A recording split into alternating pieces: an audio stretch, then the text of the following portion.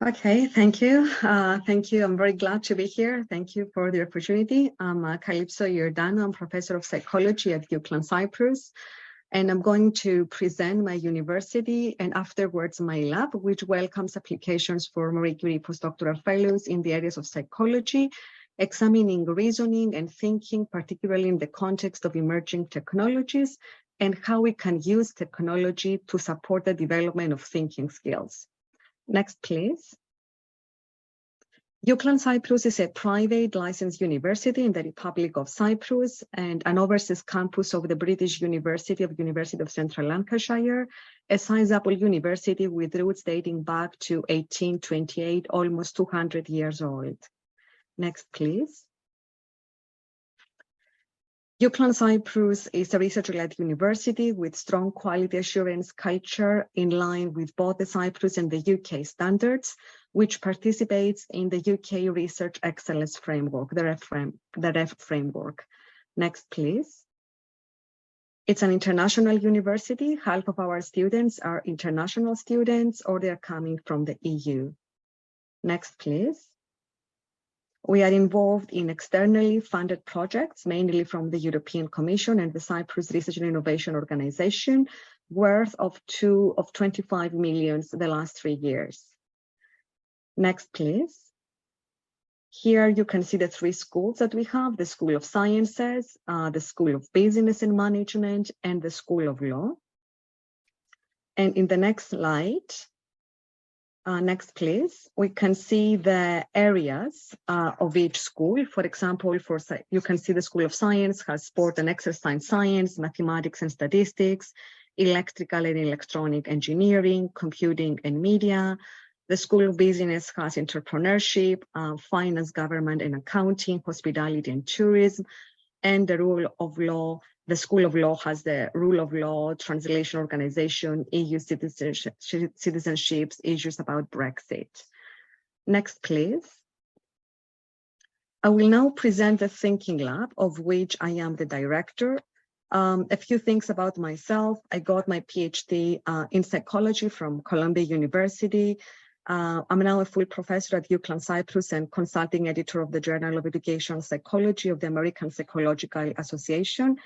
The lab has currently 10 members, 3 of which are postdoctoral fellows.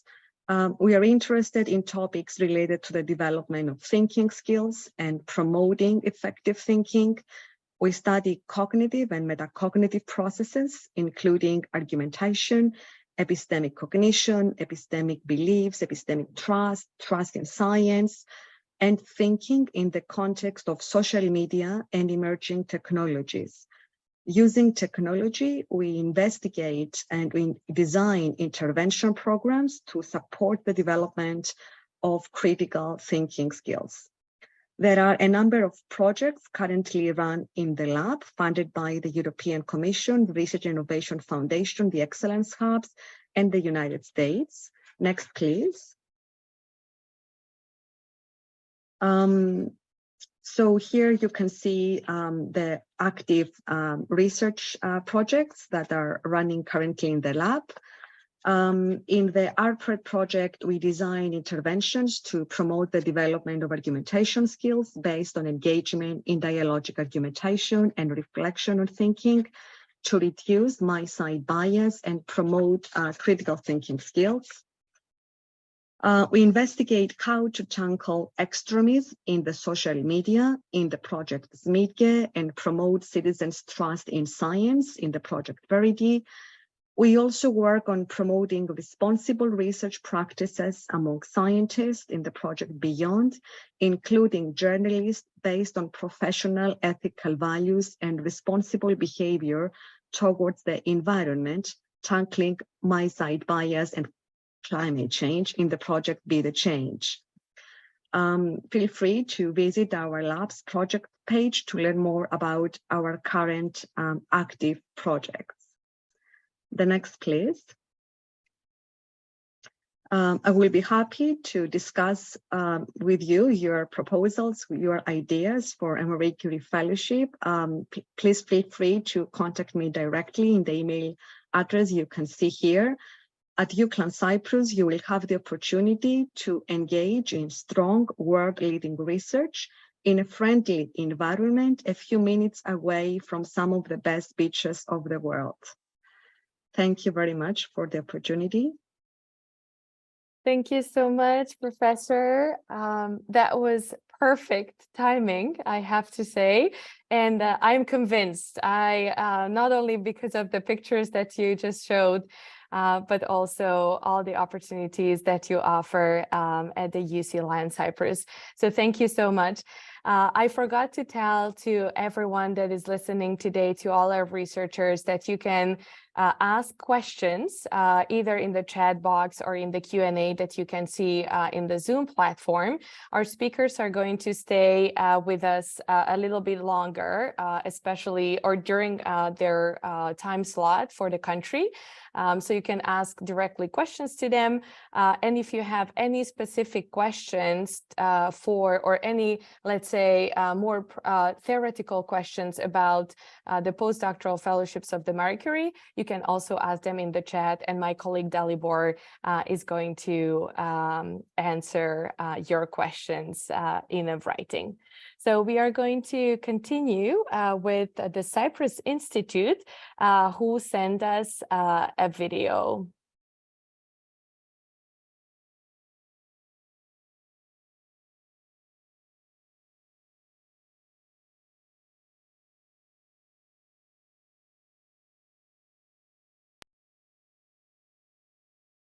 Here we go.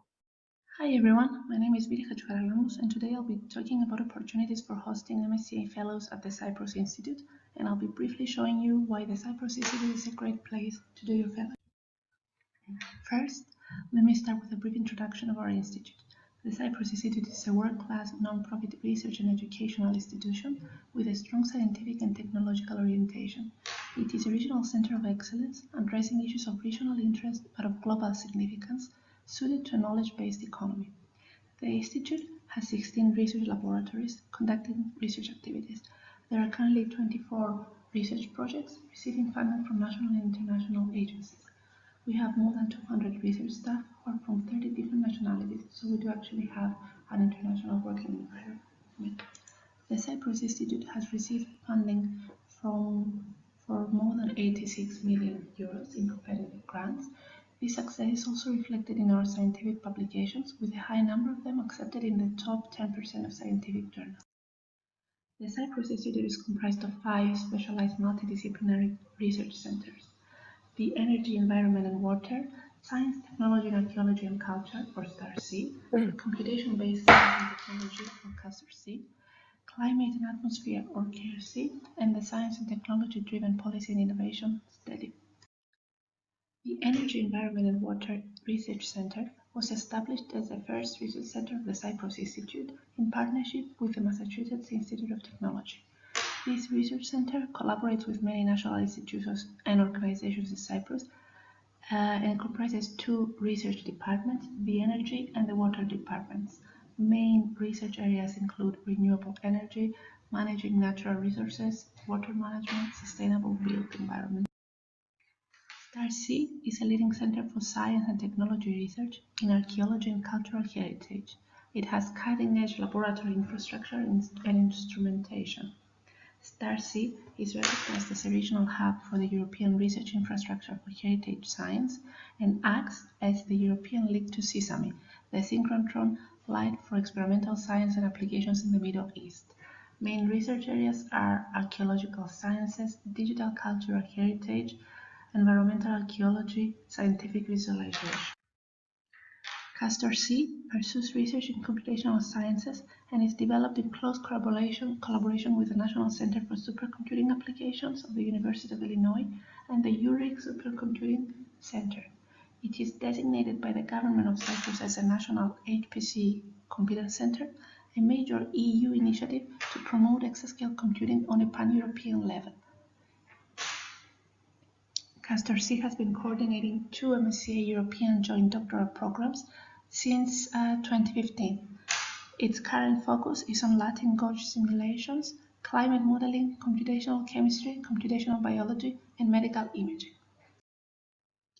The Climate Atmosphere Research Centre was established in 2020 in the framework of the European Commission Horizon Teaming Project MSCA, in cooperation with the Max Planck Institute, the Alternative Energies and Atomic Energy Commission in France, and the University of Helsinki. KRC is mainly focused on three key areas of activities: science and research on climate change and air pollution, innovation on early warning systems for dust or extreme weather, and education and training on meteorology and atmospheric sciences. STEADY is the fifth research center of the Cyprus Institute and started operations in the academic year 2022. It is a cross-disciplinary endeavor to engage in policy research and innovation, addressing today's sustainability challenges. Its main active areas of focus are Eastern Mediterranean and Middle East Climate Change Initiative, scientific support for the implementation of the European Green Deal, policy for sustainability, and support to the city of Limassol in the frame of EU mission for 100 climate-neutral and smart cities. In addition to the research centers, the Cyprus Institute also has state-of-the-art facilities. These include Cyclone, the largest open-access high-performance computing facility in the Eastern Mediterranean and Middle East region, the Proteas Solar Experimental Field Facility for Renewable Energy System, these among others. Apart from its very interesting research areas, the Cyprus Institute also has a very experienced team of research support who will be able to provide the support the fellows need throughout their journey. We also have a very international environment, and we have also hosted more than 15 MSCA fellows. Thank you for your attention. If you need more information, you can email us or ask any question at the end of the session. Thank you so much, Media, for sharing the information about the Cyprus Institute. We are going to continue with the CYENS Center of Excellence.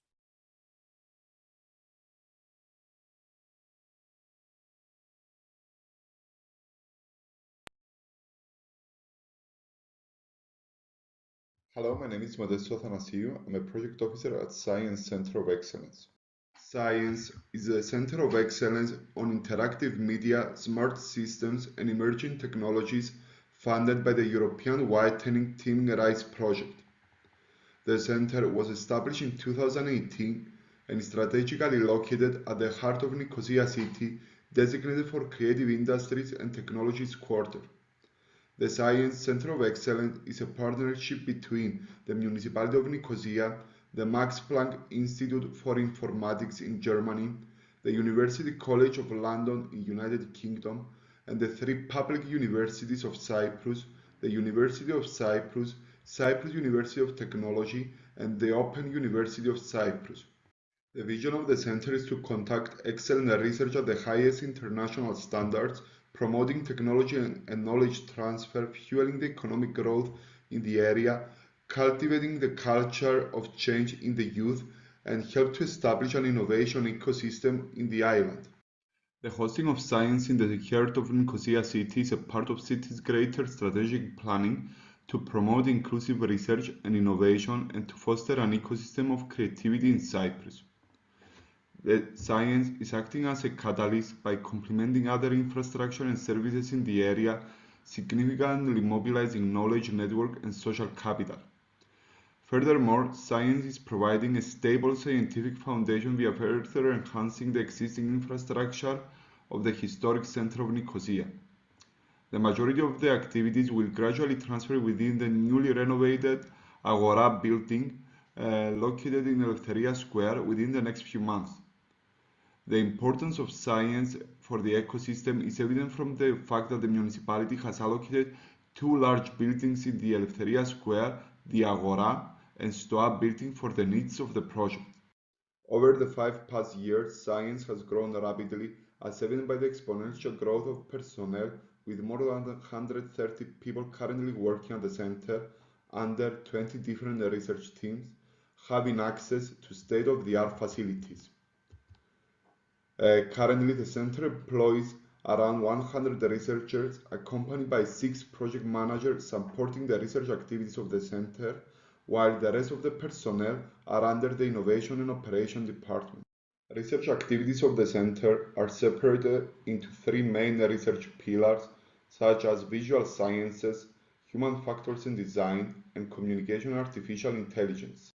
Currently, 8 research teams are under the visual sciences pillar, led by high-caliber academics and researchers with their expertise spanning across a broad spectrum of applications. The human factor and design research pillar is consisted by 7 research teams with their research focusing on bringing together elements from fine arts with computational intelligence and emerging technologies such as virtual and augmented reality to research focus promoting the sustainability and enhancing the quality of living for humans and animals, ensuring food safety and security. The third research pillar is a communication artificial intelligence consisted from 4 research groups with their expertise spanning from artificial intelligence and their corresponding ethics to smart network systems for future smart cities related technologies such as 6G communication technology. Within Science, Innovation Department offers innovation as a service, promoting technologies transfer from academia to the industry, innovation design, offering consulting and training, supporting the greater community.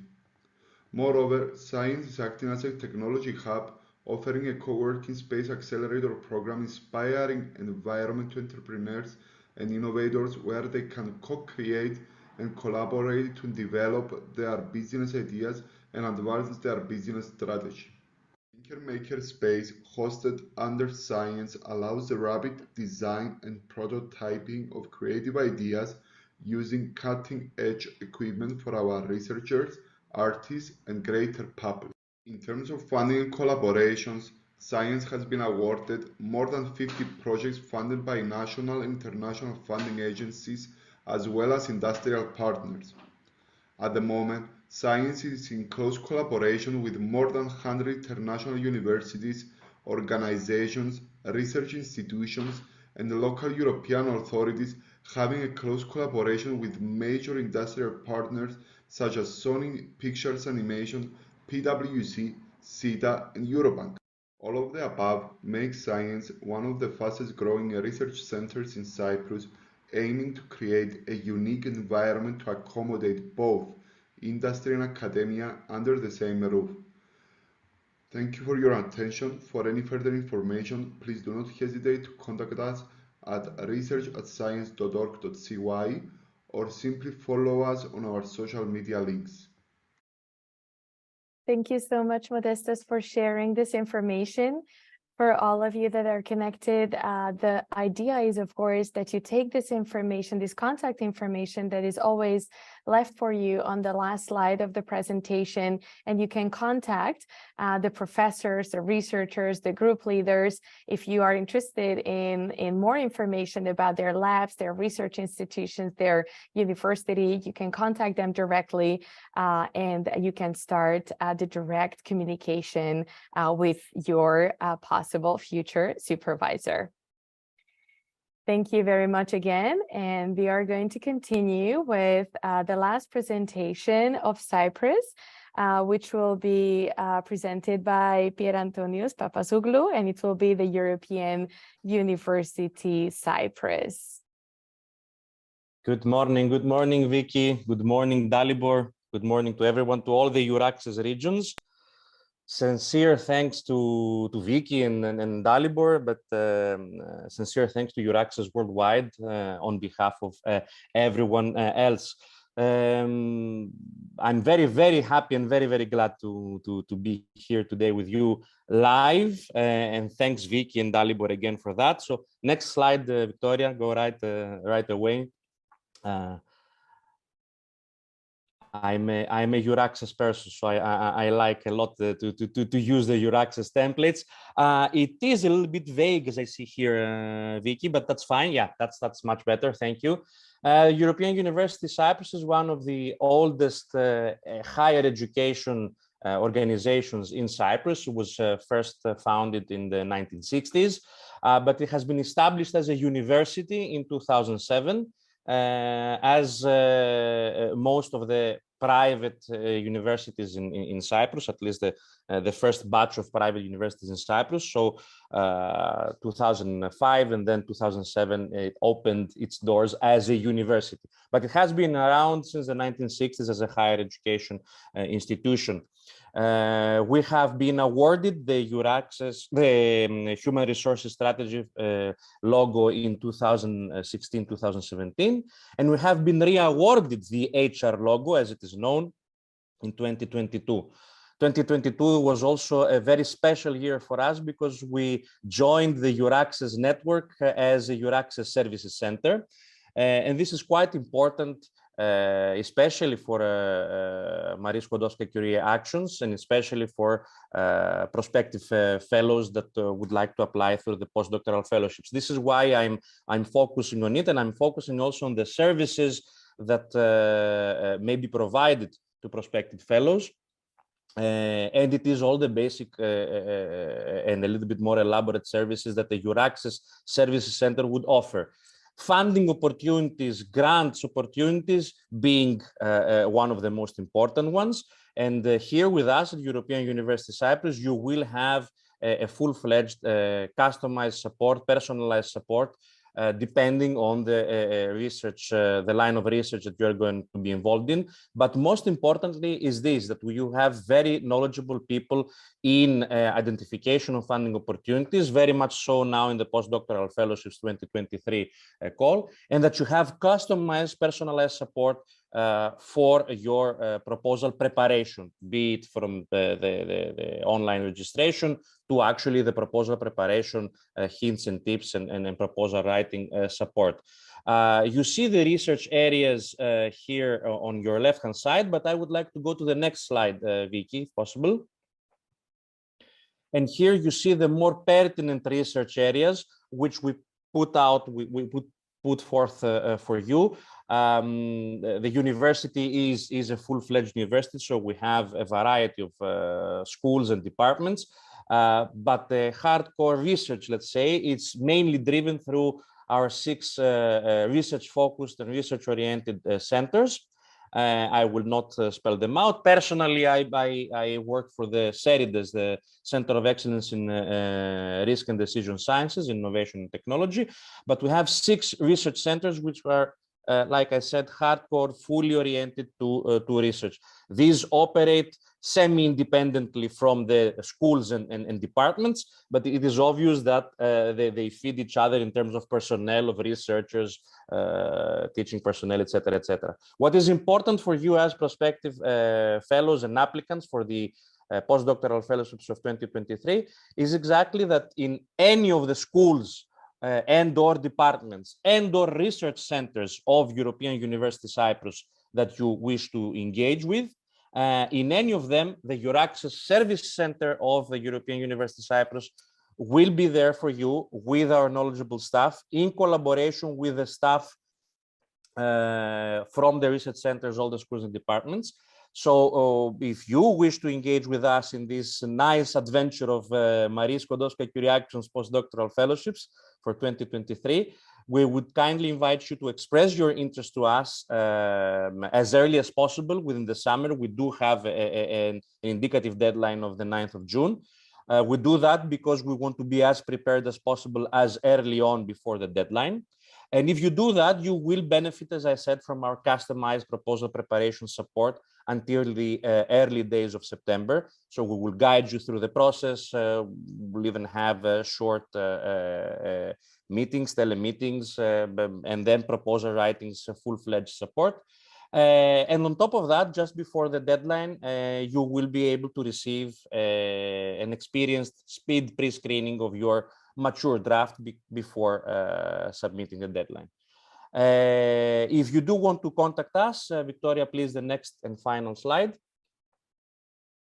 The head of the EURAXESS Service Center of the European University Cyprus, who is also the head of the research office, is Dr. Andrei Christoforou.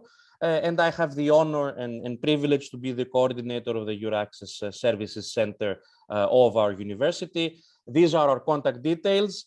I hope, Victoria, I was on time.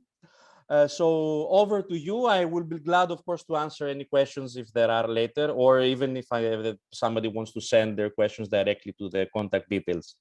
Thank you again, Vicky and Dalibor, for the opportunity. Thank you so much, dear Pier Antonio, for your presentation, presenting the different opportunities, both scientific and also all the help that the EURAXESS service offers to the researchers and their family members when they're moving from one country to another, which we know is very, very important, especially when they come from outside Europe and, you know, there is the language barrier and they are not sure about the visas that they need to apply for. So all this help, all this practical help can be given by the EURAXESS centers such as yours. So thank you so much.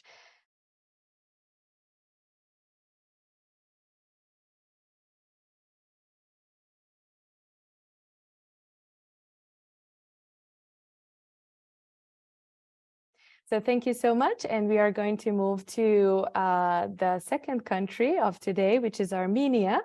So maybe we can skip to the Russian-Armenian Slavonic University by Lilith. Lilith, do we have you here with us? Yes. Hello. Perfect. Wonderful. So I'm going to hello. Hi. Thank you for being here today. So I'm going to show your presentation. Thank you. And as soon as we have it here. So please go ahead, your 5 minutes. Thank you.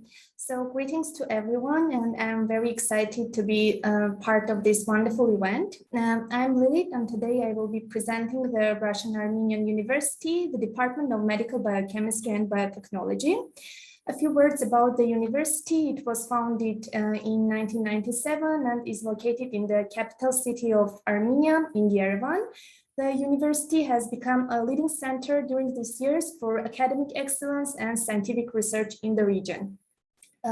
Please, next slide. The university consists of 2 buildings, the old one and the new one, and it also had a very big green area that is one of the favorite places of all our students.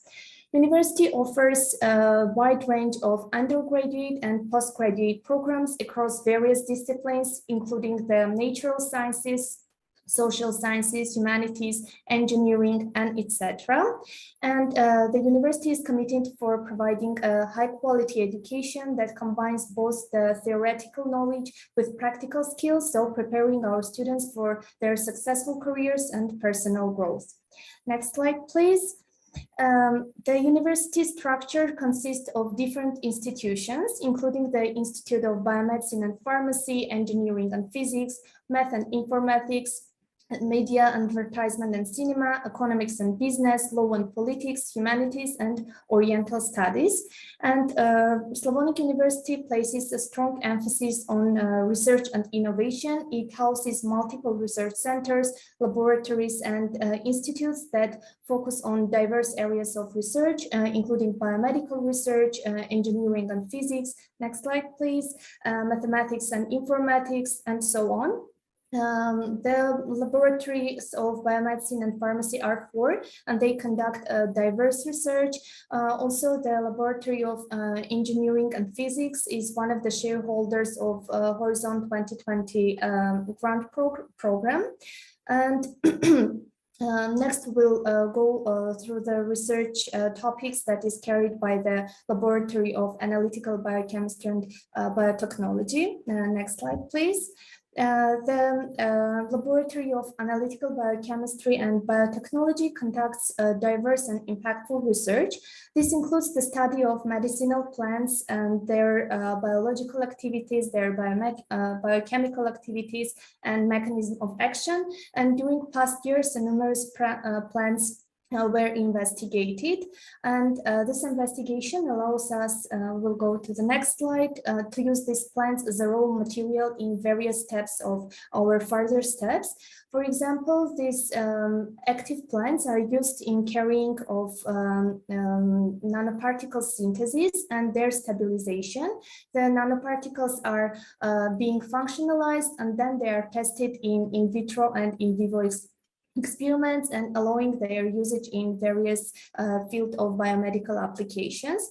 One of those applications is presented in the next slide when we are trying to augment the ability of antibiotics to fight against the resistive strains of bacteria and investigating the antibacterial mechanism of action of these newly synthesized compounds. Another application is on the next slide, which represents the usage of synthesized by us nanoparticles in different applications of tumor treatment, in particular the treatment of solid tumors, and also the usage of functionalized particles in the hyperthermia applications. Another field of research that we are carrying out is represented in the next slide, and it includes the so-called green nanobiotechnology, which uses the potential of callus cultures for isolating the secondary metabolites or for modeling the plants for various steps of our research. And of course, this all can be enhanced with the bioinformatical methods that is presented on the next slide, which allows us to enhance the research capabilities and to identify potential targets, which can be used in the next steps of our research. And using the cutting-edge bioinformatical software and data analysis approaches, this serves as a valuable theoretical foundation for our research all across other stages. Also, we have a list of partners which are present in the next slide. The university promotes internalization and cultural diversity and has established partnership with numerous academic institutions, both local and worldwide, facilitating the students and faculty exchanges, joint research projects, and collaborative programs. This, of course, this international exposure enriches the research experience. And as a closure of my presentation, I would like to wish a good luck to everyone, and please do not hesitate to contact us in case if you will have any questions or will need any assistance. We will be always there and happy to help you. Thank you. Thank you so much, Lilith, for your presentation. It was perfect and fit into our 5 minutes schedule. So we are going to move on to the next presentation by the Armenian State University of Economics. Hi, yes, hello. Hello, good morning. I'm going to share your presentation. Thank you.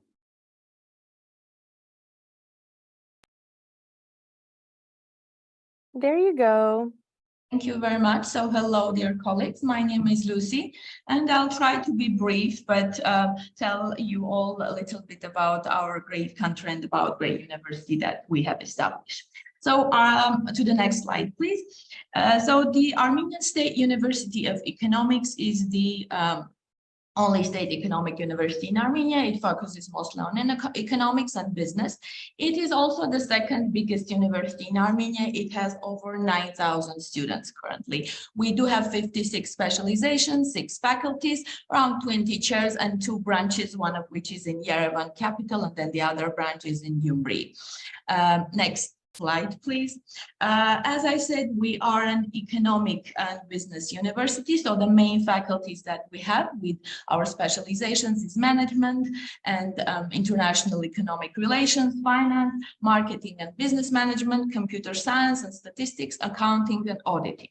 As I've mentioned, economic directions, but we try to be multidisciplinary, and especially in our graduate programs, we do have a lot of multidisciplinary programs in healthcare, agriculture, and other directions.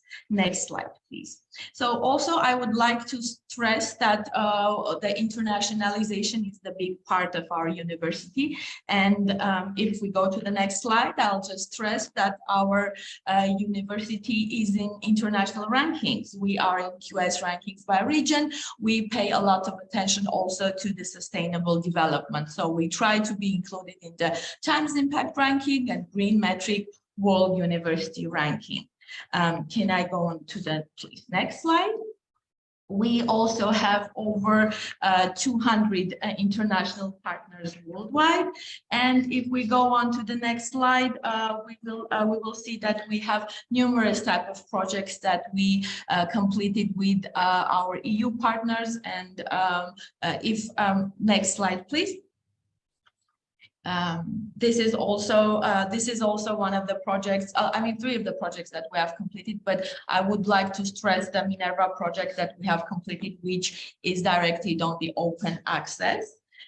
Next slide, please. I just don't want to go too deep into all the projects that we have done because we don't have enough time. So I'm going to be brief and more concentrate on the research center that we have. Can we go to the next slide, please? And this is another program that we have realized and implemented together with our Visegrad Fund, and the main aim was transferring the technology transfer and stressing the research. Why I wanted to talk about this program is because, as we said, we stress internationalization in our university, but another big aspect is also research commercialization, and we try to use to make sure that we connect to the market as well, and the research is commercialized. Can we go to the next slide, please? And the next one, please. And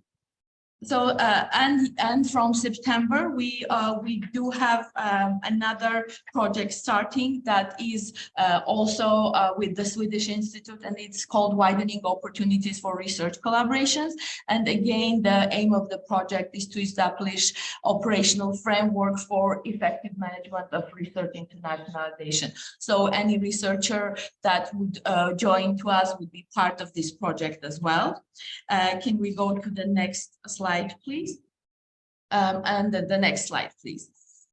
I wanted also to stress that we have a strong cooperation with international organizations, with Sustainable Development Network, with CIS University Network, with the Black Sea and Eastern Mediterranean Academic Network, and many other organizations. Next slide, please. One thing I wanted to pay your attention to is that we have a Ambert Research Center, which is our main research center.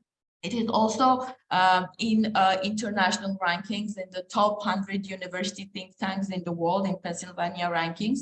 It has been in the rankings since 2016, and it's working locally. It's quite established. It has 70 researchers overall, and that have worked throughout different projects. And they have done 70 researches, and we have 300 experts involved in the 70 research projects that they have done.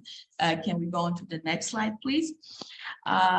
Ambert Research Center has a very strong cooperation with local authorities, and we do different research projects.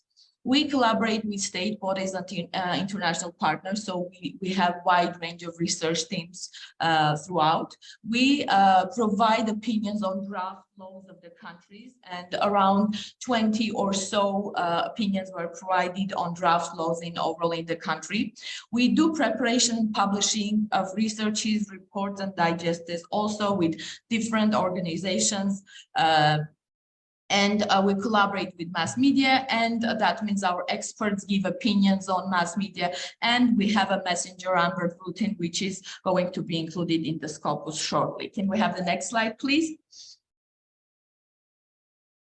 And I just wanted also to stress one more time the cooperation that we have with state organizations. So we work with government, with Prime Minister's office, with President's office, with Ministry of Economy, just for the researchers to have an idea. If you're interested in a research in any area of economics, management, business, and you're interested in being involved in projects like starting from currency exchange rate to as big as being involved in the strategy, writing the strategy of the country, where the right place to be, because every year in the beginning of the year, we ask these ministries and every other organizations if there's an area they're interested, if there's a topic they're interested for us to do research, and they would give us the topics. We would provide the research, and at the end of the year, they would include it in the strategy, in the policy, in the lawmaking. So we're very actively involved in overall the governmental and country strategies. So I guess this is all. I wanted to just tell you that I don't have the contact details because I was not clear that we could give the direct contact. But what I will do is just share my contact information in the chat, and anybody interested can email me directly if they have any questions. Thank you very much. Perfect. Thank you so much for sharing all this information about the possibilities that are offered by the Armenian State University of Economics. Thank you for being here with us this morning. So this was the slot for our country of Armenia. Thank you to the two ladies who have presented the opportunities.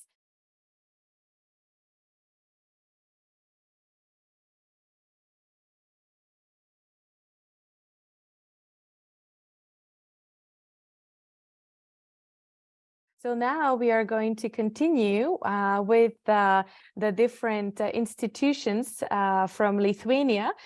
We have two research institutions. The first one will be the Vilnius University, and the second will be the Center for Physical Sciences and Technology. Good day to you all. I'm Anna Ryshene, Research Projects Coordinator at Vilnius University, and I'd like to thank you for inviting me and for giving this opportunity to present our institution to prospective Marie Curie Postdoctoral Fellowships applicants. I bet not many of you have been to Lithuania, so first of all, a few words about our country. It is a small Baltic state, but it has a rich history, beautiful nature, promising economy, and excellent living standards, making it to the top 20 happiest countries in the world. Thanks to its EU membership and fast development and openness to innovation, it has become a popular destination for young professionals and entrepreneurs, and it is home for hundreds of leading global companies. Our society is increasingly digitized, well-educated, and excellent at English. With a population of about 600,000 inhabitants, Lithuania's capital Vilnius, according to the slogan of our tourism center, is amazing wherever you think it is. It is truly a comfortable to live, fast developing, and innovative center of business and science. What is more, it has a picturesque old town, which is on the UNESCO World Heritage List. Vilnius is a great destination with dynamic arts and culture scenes and all kinds of events, and you will be able to see it yourself. And here's a bit of a practical information on the cost of living in Vilnius, but I won't go into detail about it. As to Vilnius University, it was established in 1579, and it was the first university not only in Lithuania, but also in the region.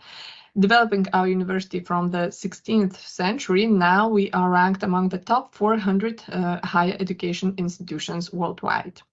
We offer 200 study programs, which have over 23,000 students in total. More than 3,000 of academic staff works at the university, and we have a good gender balance since about 58% of them are women. And here you can see that we offer all levels of studies, bachelor's, master's, and doctoral studies. We also have residence programs in medicine and dentistry. One of the goals of the university is to be international and open to everybody, and currently around 10% of our students are international. Vilnius University has several campuses in different locations, and with 15 faculties, we are the largest university in Lithuania. And here you can see the university faculty structure. Also, Vilnius University is a founding member of the Arcus European University Alliance, bringing together 9 comprehensive research universities from across Europe. Among other priorities, Arcus aims to increase joint research capacity of the partner institutions, enhance research collaboration, share best practices, and offer training. Since Vilnius University is a large, comprehensive university, it covers numerous research fields from humanities to physics and mathematics, from various social sciences to life and medical sciences. Therefore, I believe that most of you will be able to identify something corresponding to your research interests. Vilnius University is also part of the numerous research infrastructures and networks, among which are the ones listed on the slide. For example, our Life Sciences Center is a partner institution of the European Molecular Biology Laboratory for Genome Editing Technologies, and Vilnius University EMBL Partnership Institute was established a couple of years ago. Being a modern university with excellence in research, we share our knowledge, technology, and products with businesses and are an active player in the innovation ecosystem. And as to Marie Sklodowska-Curie Postdoctoral Fellowships, I would like to mention that if you apply for the fellowship with Vilnius University, you will have 2 more extra funding opportunities. If you are applying for the European Postdoctoral Fellowship with the host institution located in the widening country, and Lithuania is a widening country, and in case your proposal is not funded under the Marie Sklodowska-Curie Postdoctoral Fellowships call, it will be automatically resubmitted to ERA Fellowships call and will have 1 more opportunity to get funded. And recently, national funding scheme to finance well-evaluated Marie Curie proposals was launched. If your postdoctoral fellowship's proposal will score above the threshold of 70%, you will be able to receive national funding for the implementation of your project. So if you are interested in applying for Marie Curie Postdoctoral Fellowship with Vilnius University, please go to our website or check out Vilnius University hosting offers published on EURAXESS and try to identify a suitable supervisor for your fellowship. Of course, we can help you with the matchmaking, but it would be great if you already had someone corresponding to your field of interest. And if you have a certain supervisor in mind, please express your interest to apply by contacting them directly, and don't forget to include your CV, your list of publications, and the proposal summary prepared using a predefined form. You can access this form through the link available on this slide or on our website. And of course, Vilnius University Research Projects Office is ready to offer all kinds of support, so you won't be left alone. On June 9, we will have a webinar on the requirements and recommendations for the content of the proposal. And even if you will contact us later, the recording of the event will be available for you. So do not hesitate to get in touch with us, and good luck. Thank you so much, Anna, for sharing this information about the Vilnius University. And we are going to continue with our second institution, which is, as I mentioned, the Center for Physical Sciences and Technology from Lithuania. And the presentation will be given by Karolis. I believe you are here, right? Yes, do you hear me? Yes, we can hear you. Okay, Okay, let me perfect. share your presentation. Okay, so hello everyone. It's very nice to participate in such event and to present our research and technology organization, which in short stands as FTMC. It's a Lithuanian abbreviation, so it would be shorter and better for everyone to understand.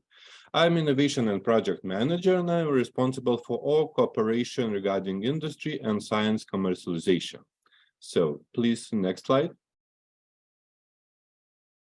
So our institute is a non-academical organization. We are independent, state-owned institute, and we are the largest scientific research institution in the Baltic states. And our main goal is to nurture deep technology industry by combining fundamental research with technology development. So we cover a lot of fields, and because of that, our cooperation with industry and other institutes and universities is of top priority. And also, we have a subsidiary in our institute. It's a science and technology park where our spin-out companies can incubate and grow. And we are responsible for the most of the laser industry in Lithuania, since they are based on our technology. Next slide, please. We have more than 700 employees, and from them, about 500 are researchers with PhD degree. Also, we have a unique agreement with Vilnius University, so that we could train our own PhD students. And at this moment, we have more than 100 students. And we have ever expanding infrastructure. At this moment, we have 48 laboratories, which are distributed across 5 sites around Lithuania. 3 campuses are located in Vilnius, the capital city. 1 is located in Kaunas, the 2nd largest city in Lithuania. And we have 1 facility which is located on the seaside, which is dedicated for environmental research. Also, we have 2 clean room facilities where we do our semiconductor and optical coating research and technology development. Also, we are highly contributing to scientific research, and on average, we send more than 240 highest category scientific articles, which are published annually. And we submit about 10 international patent applications every year. We have a budget of more than 21 million euros, but we receive more than half of it from industrial partners and international project fundings. Next slide, please. So we have very strong ties with industry. We have served more than 400 companies annually, and we have worldwide cooperation, and we could provide more than 1,500 services per year. And this is a great opportunity for the scientists to express their affinity to cooperation with the industry and their entrepreneurship, because we highly encourage scientists to cooperate with our technology transfer office to transfer the technologies to industry, or to create their own business enterprises, or even to create new products which could be provided through the institute itself.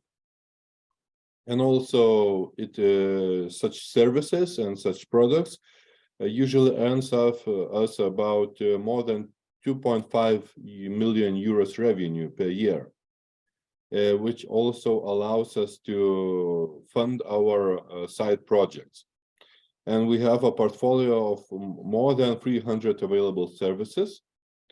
And we have completed our ongoing 73 big R&D projects with industry. And we have, at this moment, 125 joint venture agreements with various companies and startups.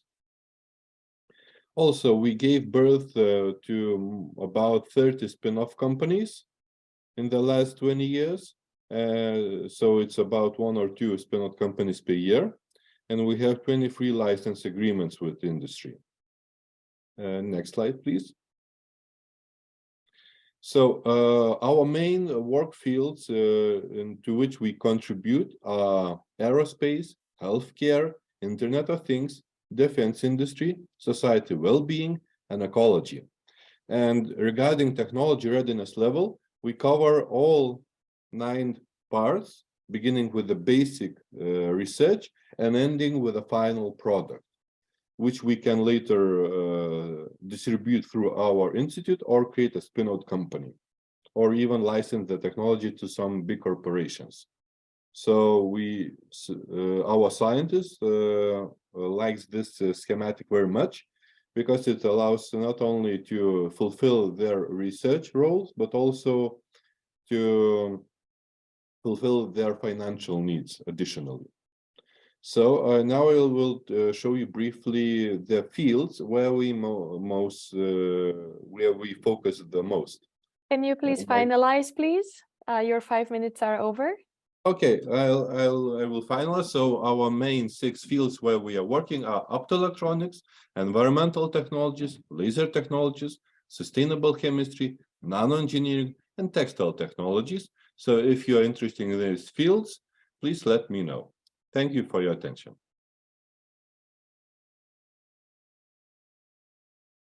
I think you will get the slides so you can read more about our institution. Yes, exactly. I wanted to get to the last one so they can get your maybe contact information. No, there is no contact, right? My contact information is in the first slide. The first slide. Okay, perfect. Yes. So yes, thank you so much. And I'm sorry for rushing you, but as we said, That's that, all right. you know, the 5 minutes, thank you so much for sharing all the different research field and the information about your institution. I would like to take this opportunity to let everyone know that all the presentations will be shared with you, so you don't have to worry about that if you didn't have the time to take, let's say, the contact information or take pictures. No worries, we will share with them on the EURAXESS Worldwide website shortly. So just a little note about that. So thank you, Lithuania, for sharing the information and the opportunities that you offer to all our researchers around the world.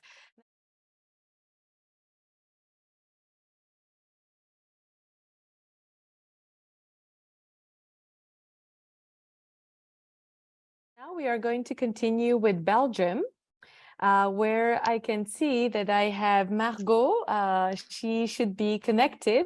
Are you there, Margot? Yes, I am. Hello.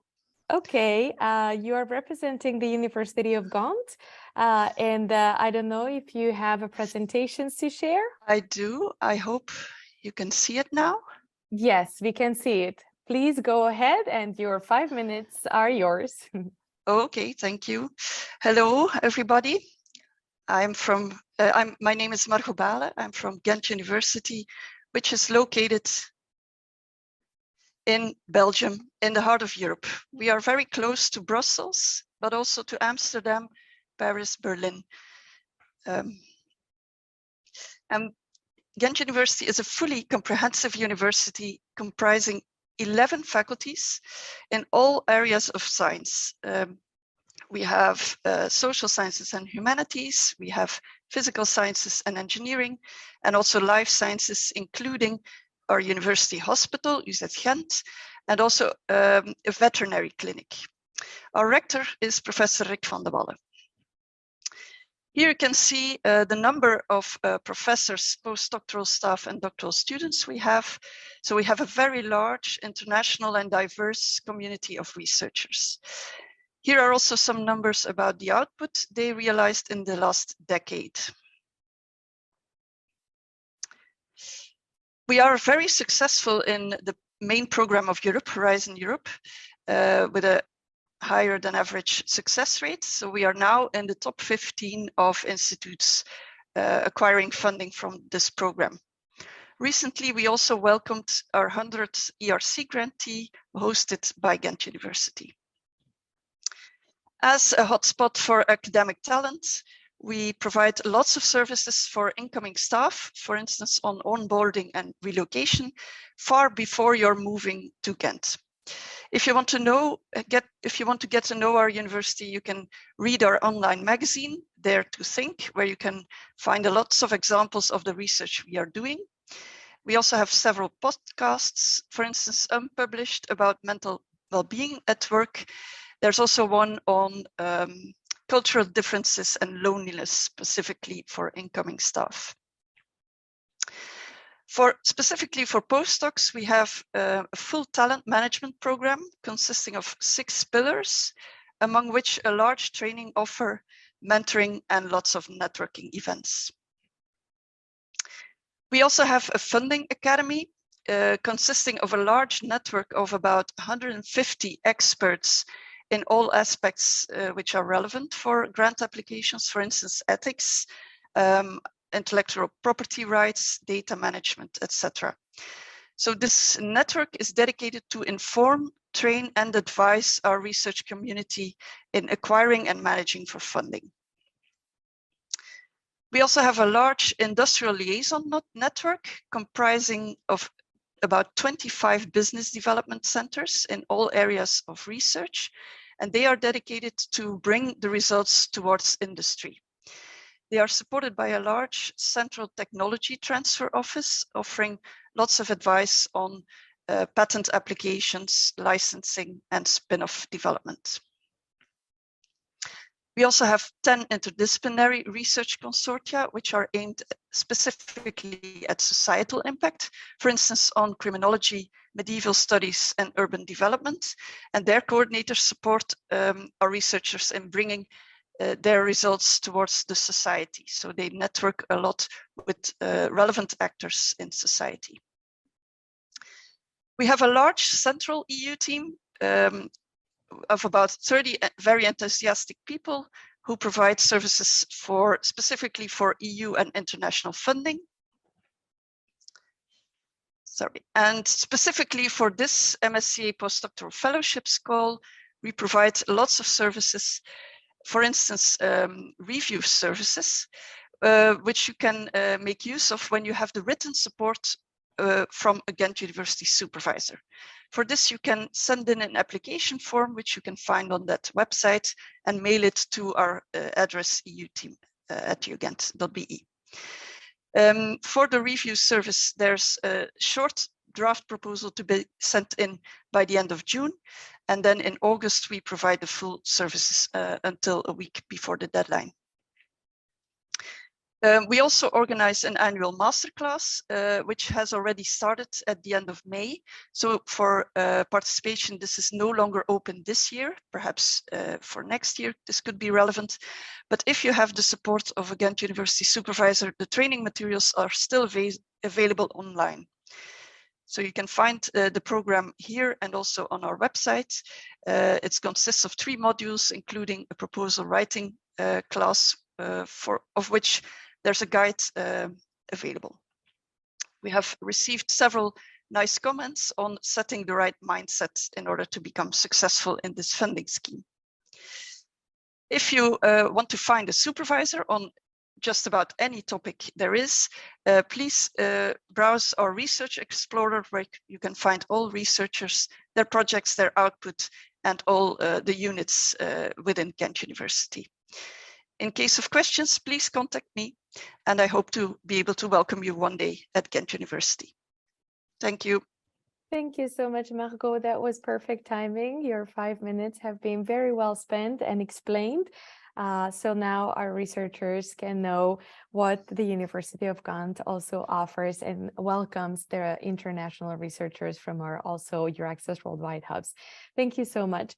We are going to continue. Thank you.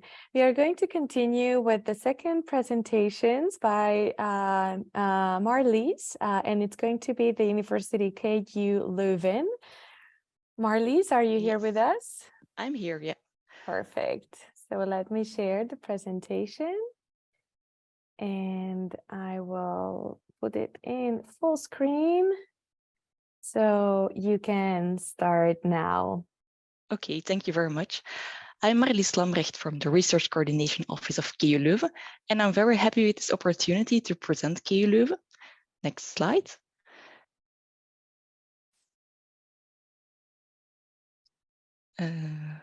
Yes, thank you. The University of Leuven is located in the heart of Belgium and also of Europe, with close and easy connection to different countries. Next slide. Most of the campuses of KU Leuven are located in the city of Leuven itself, and it's a very cozy and historical city just a stone throw away from Brussels. Next slide.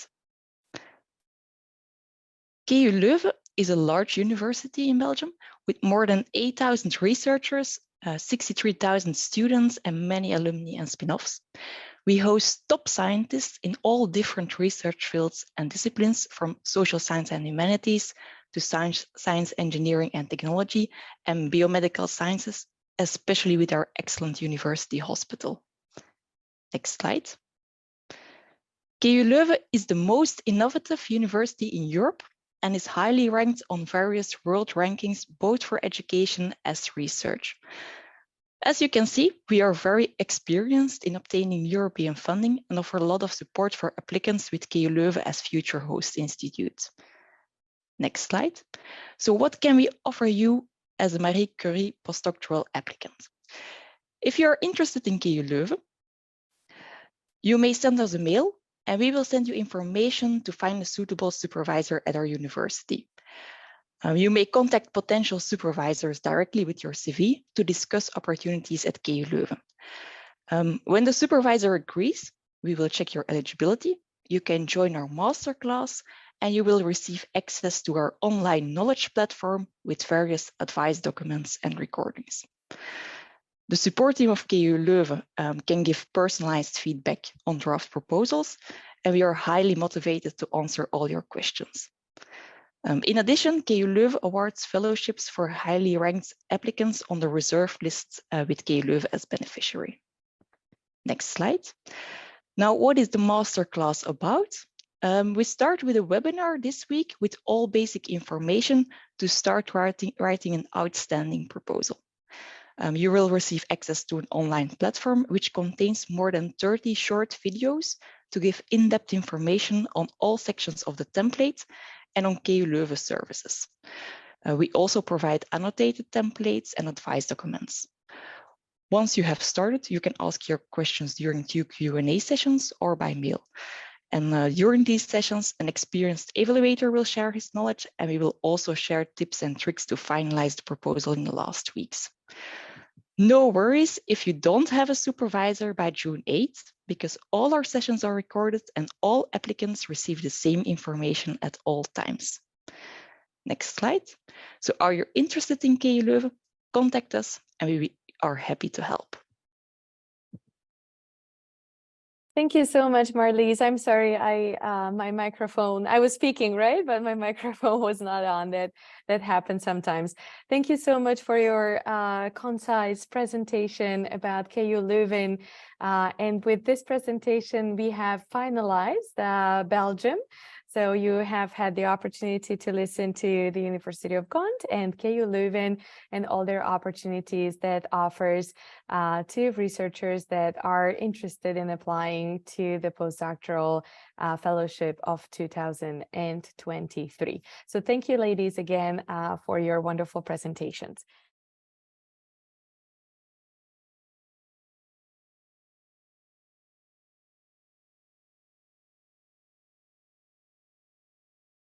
We are going to continue with our next country, which is Tunisia. I would like to ask if Professor Adnan Cherif is here with us.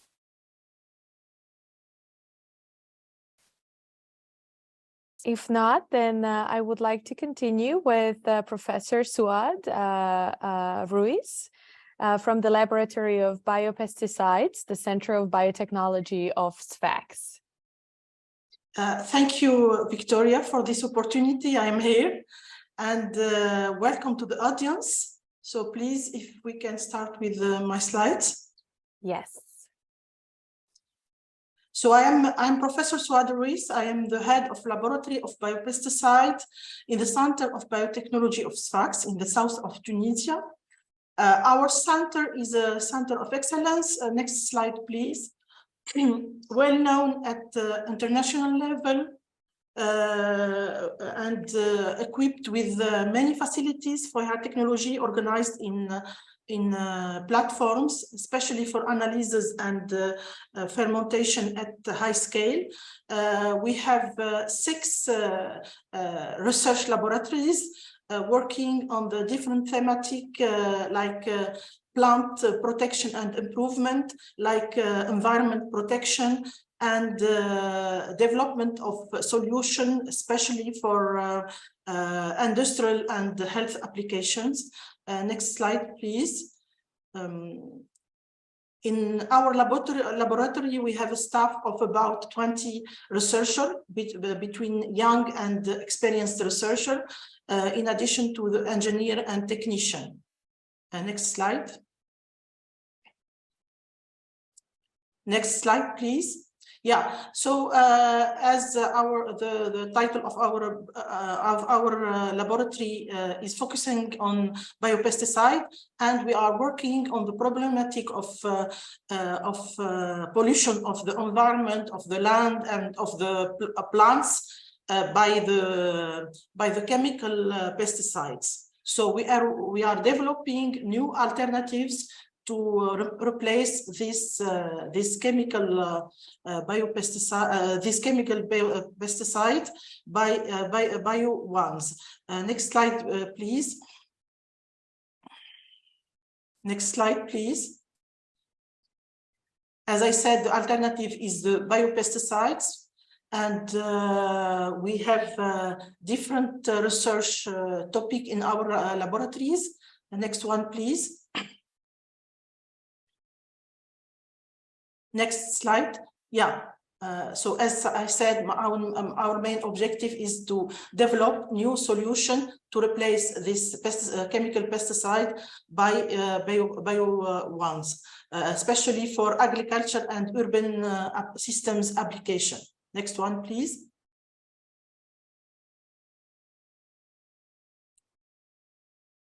So we are looking for new strains, and then we try to work through the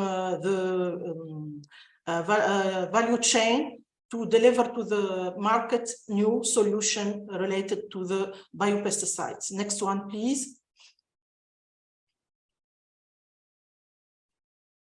The origins are different. We are working on microbes and plants, and we are focusing insects, bacteria, and fungi. Next one, please. We have three main research programs. The first one is based on new bioinsecticide, especially based on Bacillus thuringiensis, and on plant-based biopesticides. Next slide. Next slide. The second one is the study and production and formulation of antibacterial agents. And the next one. Next slide is the study of or the development of protective agents against insect pests of vegetable crops. Next one. Next slide, please.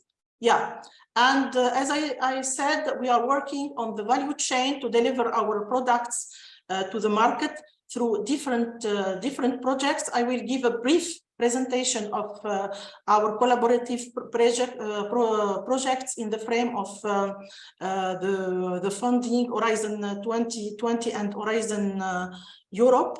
I will give an example for the first research project, which is products based on BT, Bacillus thuringiensis. Next slide. So the first one is a project, a collaborative project in the frame of Marie Curie RISE project. It's based on a value chain. Next slide, please. Value chain from the strain from the lab to the market, and in which we are working on the bioprocess, on the proof of concept, on the assays of the product on field, and then all the maturation, the economic maturation, and the delivery to the market. Next slide, please. We have also other little, this is just to show this project, which is in the profit of an industrial, which get a new line, production line for biopesticide in Tunisia. Next slide.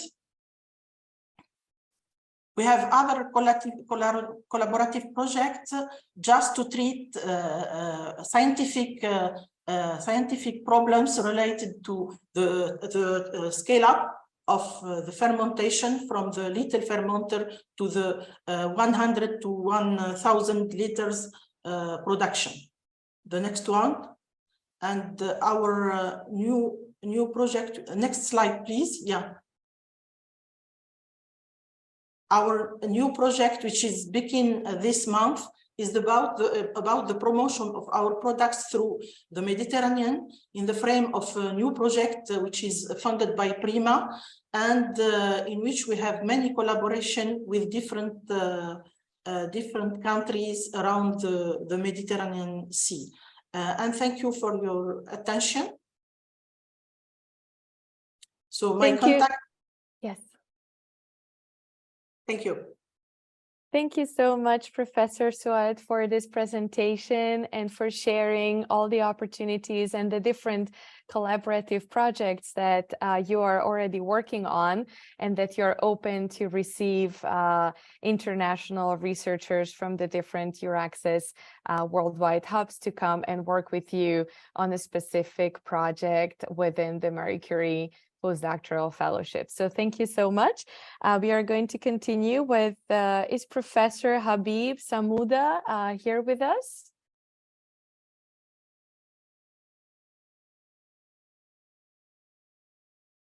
I think I could see him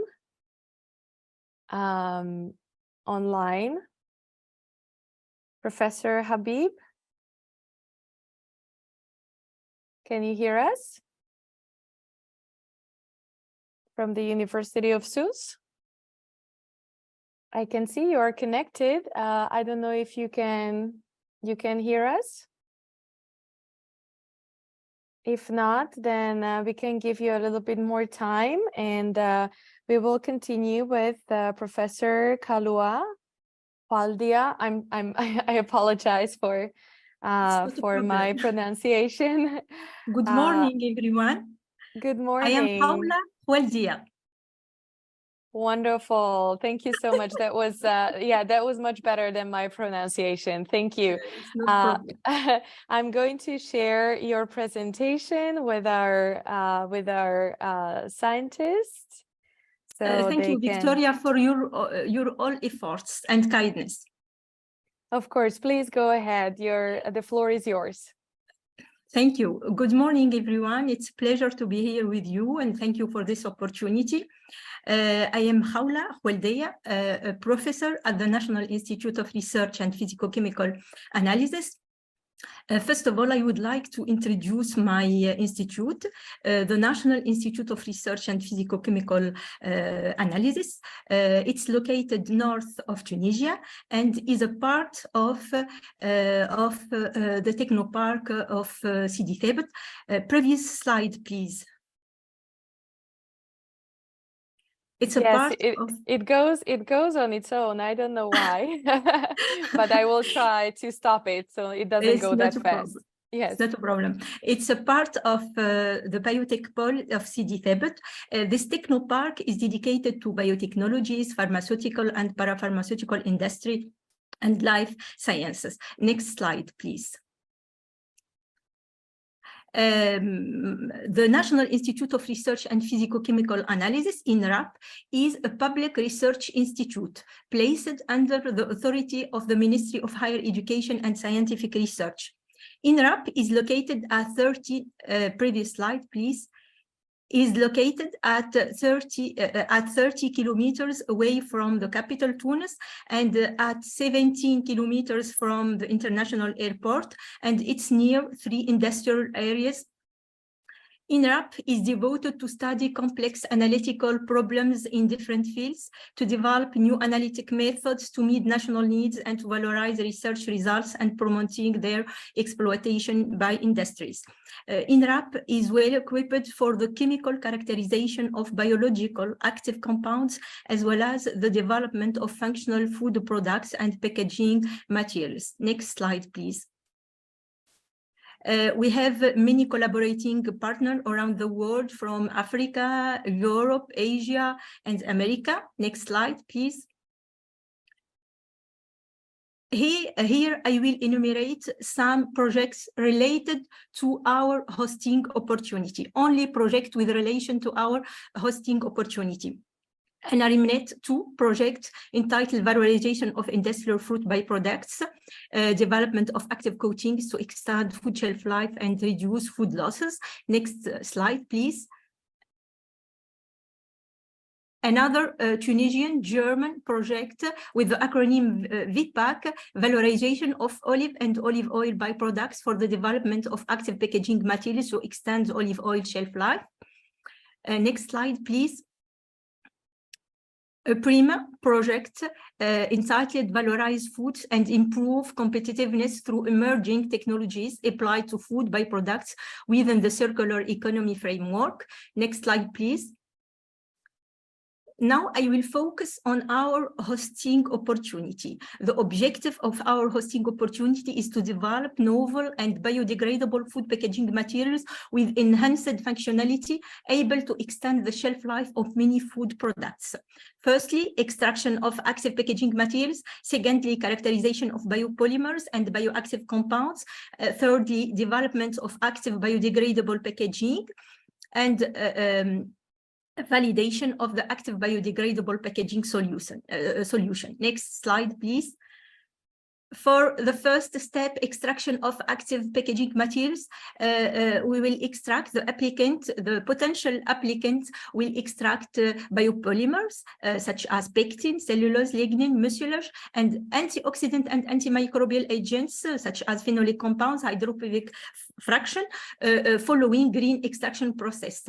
Then the objective is to identify and assess different industrial byproducts and waste materials, evaluate various green extraction techniques, optimize extraction parameters, and purify the recovered compounds. For the second step, characterization of biopolymer and bioactive compounds, the objective is structural, physicochemical, and biological characterization, the evaluation of the activity, the antioxidant properties of the prepared extracts, their antimicrobial activity against various food pathogens and food spoilage microbes, and assess the safety of the extracts for human consumption using appropriate toxicological approach. Next slide, please. For the third step, development of active biodegradable packaging, we have interest in the encapsulation of the extract to ensure long-term stability, to characterize the barrier, mechanical, optical, and structural properties of the obtained materials at different storage time, and evaluate the biodegradability of the developed packaging materials. For the last step, validation of the active biodegradable packaging solution, we will apply the active packaging films or coating on different food products and investigate quality, storage, stability, and shelf life improvement of these treated products. Next slide, please, and the last one. Thank you for your attention and good luck to all applicants. And if you have any question, please don't hesitate to contact us. Thank you so much, Professor Kalua, for this presentation. That was perfectly 5 minutes. I congratulate, because sometimes it's a bit of a difficult task to explain all the different opportunities that the different universities, the research institutions have for our researchers. So this is definitely a master task and a master class. So thank you again for being here with us this morning and for sharing this information. Hopefully many of the researchers will contact you so they can do several projects with you and with your laboratory. Thank you. We will follow our Tunisian cohort with I can see that Professor Habib is present.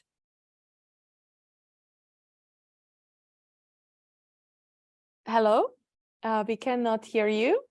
No, if you can turn on your microphone, please.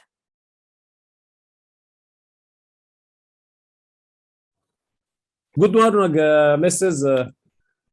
Yes, now it works. Yes, perfect. All the Thank you. people. Professor I am Habib. a Prof. Habib Sabouda. Alors,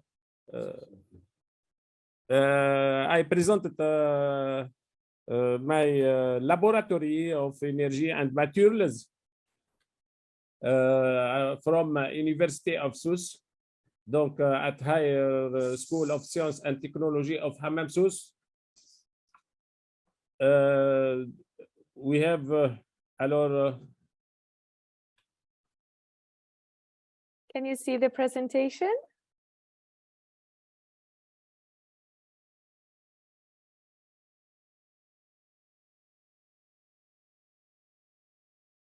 Hello?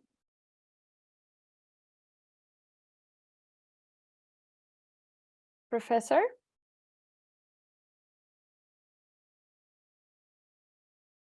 I'm showing the screen. I'm showing your presentation. Can you hear us? Good morning. Yes, I'm showing your presentation. Okay. So please go ahead. Okay.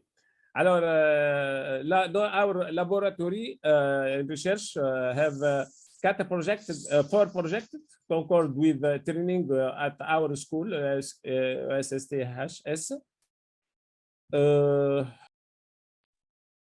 We have three formation on fundamental distance physics and materials and energy, and the PhD engineering of physics, and master of degree on materials and engineering and building.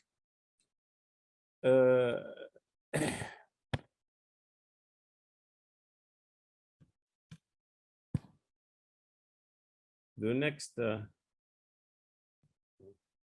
Alors, our laboratory is from 2012.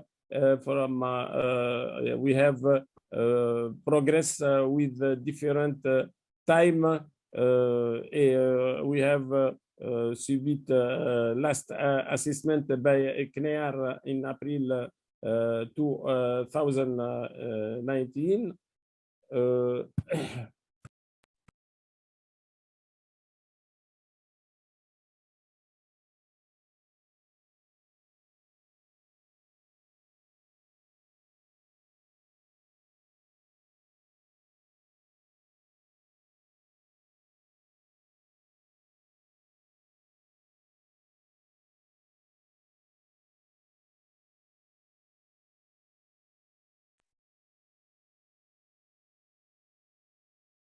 Can you see your slides, Professor?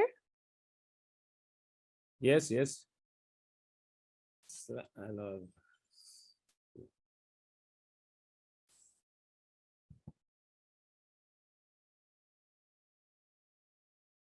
Various labs projected from our laboratory is 4, and we have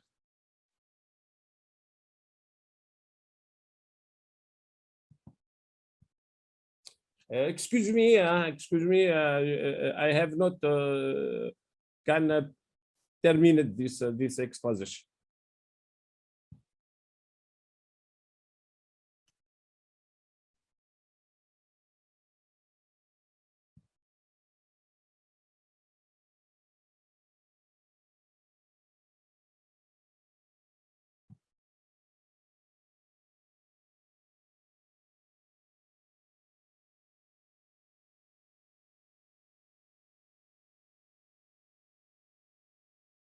I think there might be some technical problems with Professor Habib, but you are going to get this presentation, of course, as well.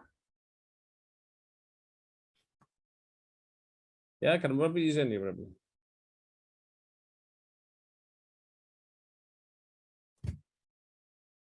So we have about 1 minute left. I can maybe go through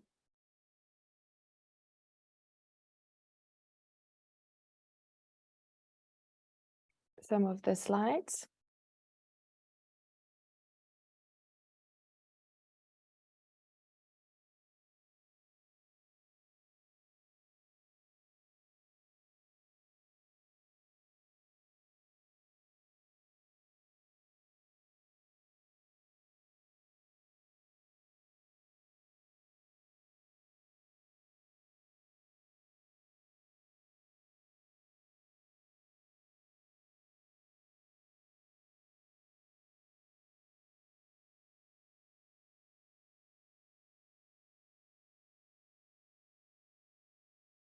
Thank you so much, Professor, and I'm sorry that you had some technical issues.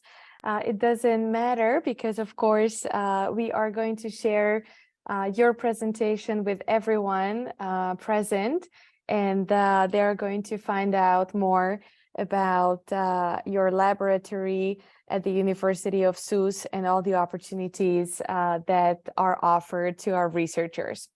So we are going to continue with our last presentation by Dr. Yasser Hafani, who should be here with us. If you can confirm, Dr. Yasser.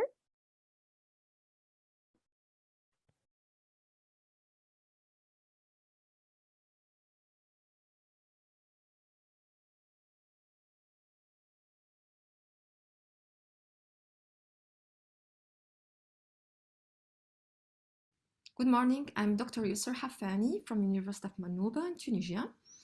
I will be presenting my project idea, AfriOnc, Untitled Africa Breast Oncology, based on the discovery of novel susceptibility and treatment response. My organization, University of Manouba, is a public academic institution in Tunisia. I'm affiliated to the Higher Institute of Biotechnology, Sidi Thabit, which is located in a great active environment in research and innovation, which is the Biotech Pole. Sidi Thabit is the first largest biotech institution in Tunisia and carries out research in biology, biomedicine, nutrition, and food science. My institution has the necessary research condition for this project and do have experience with international projects. We harbor Erasmus Plus, international career mobilities. We harbor also the Key Action 2 capacity building project Erasmus Plus, and I am co-leader of the Biotech Tunisia project. Also, I am coordinator of the bilateral project of the Tunisian South African project, R&D joint grant, regarding the genomic and pharmacogenomic of breast cancer in Tunisia and South Africa. I am also a partner and member of the consortium of artisan food, which is the EU Research Innovation Program, PRIMA program. And we do have in my institution experience with the 7th Framework Program project, and also we have 2 projects completed and another project in Horizon 2020 already completed. AfriOnc project idea will be divided into the following 2 main objectives. First of all, the discovery with high throughput sequencing the genomic and pharmacogenomic variant of African breast cancer patients. Currently, we do have research innovation project discovered novel variants of the most common genes of breast cancer with level 2 of innovation, TRL2. Second main objective is the discovery of molecular broad, the discovery of novel compound through molecular broad screening and pharmacogenomic evaluation of novel natural bioactive compounds based on cell assay for cancer. This agent may be involved in pharmaceutical industry, which consider the essential scope worldwide overcome of breast cancer to minimize the high cost of anti-cancer drugs. My institution is very active in terms of clinical research. We access to clinical samples, a biobank and collection of oncology patient samples, as well as clinical information. We access to facilities and technologies such as animal house, genotyping, cell culture technology, qPCR platform. We do have experience participating in international research innovation project in different type of tumor, having links with several public and private hospitals, research centers in Africa that are already collaborating with us. And our background and experience provide a good opportunity for participating in multidisciplinary research project. I am co-founding member of African Pharmacogenomic Consortium. That was in 2018, and I am very active in organizing seminars, international seminars and symposium like the one done in Cape Town in 2023. Our organization and myself, I do have specific skills and technology expertise to the project in terms of SOP, biorepository, oncogenomic data collection, cell-based assay, data-driven insight in cancer care, modeling human disease, metagenesis and phenotyping, gene chip technology, artificial intelligence and machine learning expertise. Thank you so much for your attention. And this is my contact. I would be happy to work with you and follow up this project with you at the world-class level. Thank you so much, and thank you for your attention. Thank you so much, Dr. Yasser, for your presentation. And with that, we have finalized another country, which was Tunisia. So thank you to all our presenters presenting the different laboratories, institutions, and universities of Tunisia, to our researchers that are connected here today.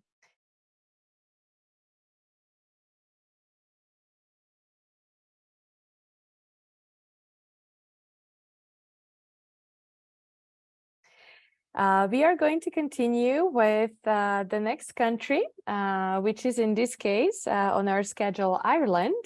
I would like to see if the University College Cork, Ima, is already connected with us today. I think I can see her. Yeah, hi. Ima, can you confirm? Yes, we are. We are perfect. We are starting a little bit early. Is that okay for you? Yeah, no, that's absolutely fine. Yeah, okay, Yes, wonderful. Thank you so much for connecting, for being with us and starting the Irish cohort, which I think will be very, very interesting as well. I'm going to share your presentation. Just give me a second. Yeah. I believe you can see it now, correct? Yes, yeah, absolutely. Thank you Okay, so very please much go for ahead. having me. Thank you. Hi, everyone. First of all, thank you for having me today. So I'm representing University College Cork, and I work in the research office, and my remit is European funding opportunities. So today I will tell you a bit about our university and our new initiative, which is UCC Futures. If you can go to the next slides, please.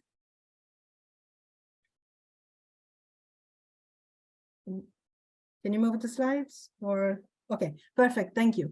So just to give you an idea in terms of UCC and how we are positioned at national level, we have UCC is hosting 24,000 students, and we have 4,000 students from international students, which are from 138 countries. And our staff number is about 3,000. In terms of research income, this is just data from 2021-2023. We reached 113 million. And to date, we have been awarded 81 Horizon Europe projects, and 20 of these are under the MSCA program. In terms of citation, we are first ranked according to the Times Higher Education University ranking. Our university and our strategy in terms of research and innovation is underpinned by national and European strategy, in particular Impact 2020 for Ireland and the National Action Plan for Open Research, and obviously Horizon Europe, the Strategic Plan 2021-2024, and the Strategic Plan the one that is coming 2025-2028. Next slide, please. The initiative I want to draw your attention today is the UCC Future, which is an ambition program which aims to promote inter and transnational, transdisciplinary research across the various, thematic areas in UCC. We've got 10 topic areas spanning from future aging and brain science, medicine, sustainability, going to artificial intelligence, quantum photonics. UCC Future is a new initiative in the sense that it's focusing on interdisciplinary research, and the aim is to bring together expertise, drawing from the natural sciences, social sciences, humanities. And we are championing our research institute, which are Tyndall National Institute from Photonics, Quantum Computing, Nanotechnology, APC Microbiome Ireland, which is about the food, the microbiome and health, and the Environmental Research Institute. If you can go to the next slides, please. And so the UCC Future Initiative is started in 2021, in December, with the Future Humanities, Radical Humanities Laboratory. And it's about hiring experts in the field to work in UCC and also to drive our research strategy 2023-2028. As you can see from the slides, the recruitment process is ongoing and it's going to finish in 2023. And to date, we have advertised 85 academic posts for, in the sustainability area, in the food and microbiome area, in the medicine, and so on and so forth. At the moment, the there are 2 futures which are currently open for applications, and they are the collective social futures and future pharmaceutical. In brief, what we want to achieve here in UCC is use the UCC future as framework for multidisciplinary research and interdisciplinary research. And the idea is to combine the expertise already existing in UCC in the topic area of the futures, and also draw in experts from across the world. And to date, we have also recruited ERC awardees to the Future Humanities futures. And we have ERC awardees in the quantum and photonic areas. And if you can go to the next slide. Yes, and this is basically, those are the contact details. We have a dedicated inbox for, particularly from MSCA Postdoctoral Fellowship. We have a series of supporting activities and resources to help researchers coming to Ireland, making the transition from wherever country to Ireland, start working with us. And in terms of, MSCA community in UCC, in Horizon 2020, we had in total 30 postdoctoral fellows, and also we had another 20 postdoc through the co-fund program. So there is a huge cohort of postdoctoral fellowship in UCC, and there are examples of projects. I have here the link to our website, so you can see the breadth of kind of research activities which are currently done by our postdoctoral fellowship. As I said, I will be, and this inbox is manned by me and by our team, and I will be happy to support any researcher wanting to, come to Ireland to pursue their research in UCC. Thank you for your attention, and I think that's my presentation for today. Thank you so much, Emma, for presenting the University College Cork. It was wonderful, and also for, of course, leaving the contact information for all our researchers interested in the opportunities that the university offers. So thank you so much. If there are any questions in the chat, of course, please feel free to answer them. And if not, then as we mentioned, we are going to deliver the questions to you directly. So we are going to continue with the Trinity College Dublin.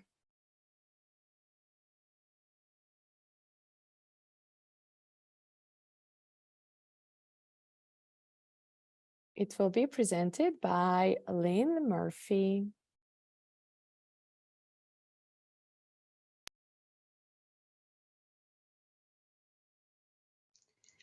Hello everyone, my name is Lynn Murphy. I'm a research funding specialist focusing on the MSCA programme, and I'm going to speak to you about Trinity College Dublin as the host institute for your postdoctoral fellowship.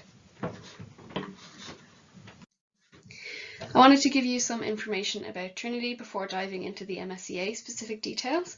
So we are Ireland's oldest and highest ranked university. We're in 98th position in the World University Rankings. We're also ranked number 16 in the most international universities. So we really are open to the world, and you'll find lots of diversity here on campus. We have a gorgeous historic campus in Dublin city centre, which is Europe's 3rd youngest city. Place to live and work, and you'll always find something going on that you'll be interested in. Trinity's 3 faculties cover all the major disciplines: the arts, humanities, business, law, engineering, science and health sciences. And we encourage innovation and entrepreneurial spirit. We're Europe's leading university for producing venture-backed entrepreneurs as well. We're also the only Irish member of LERU, the prestigious league of 23 European research universities. So to give you some Horizon Europe and MSCA statistics here on this slide, we had the highest drawdown of any Irish university in Horizon 2020, so we've been hugely successful in securing funding. Between Horizon 2020 and so far in Horizon Europe, our successes include around 60 ERC awards and a total of 64 MSCA Postdoctoral Fellows. In Trinity, we host 3 Science Foundation Ireland research centres, including Amber, Adapt and Connect, and we also have world-class research institutes in the arts and humanities, biomedical, neurosciences, nanodevices and cancer areas as well.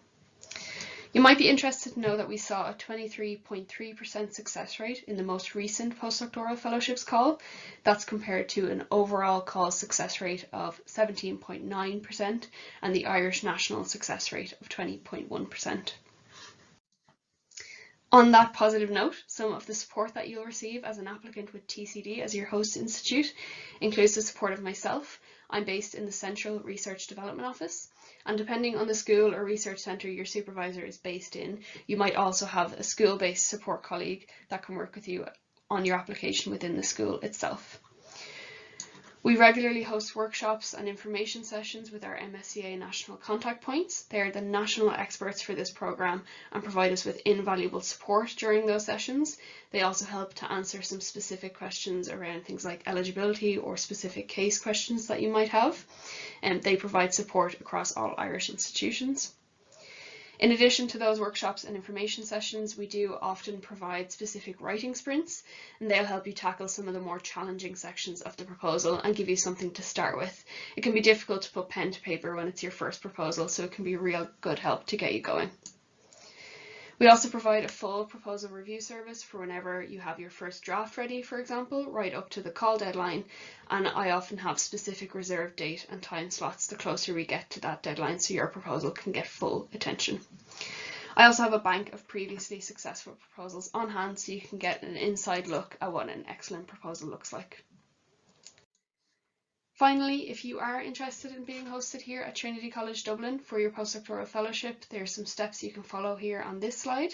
As a reminder, it's important to identify and have the support of a TCD supervisor and then get in touch with us to let us know of your intent to submit.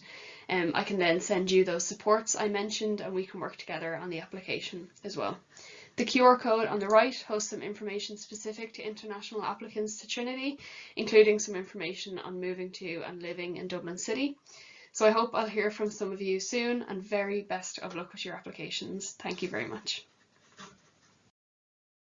Thank you so much, Lynn, for presenting the Trinity College Dublin and all the opportunities that it offers. We are going to continue with the Royal College of Surgeons in Ireland, the presentation, which will be done by Alice. Alice, are you here with us? Yes, I'm here. Hi. Wonderful. Thank you. Let me share your presentation so you can start.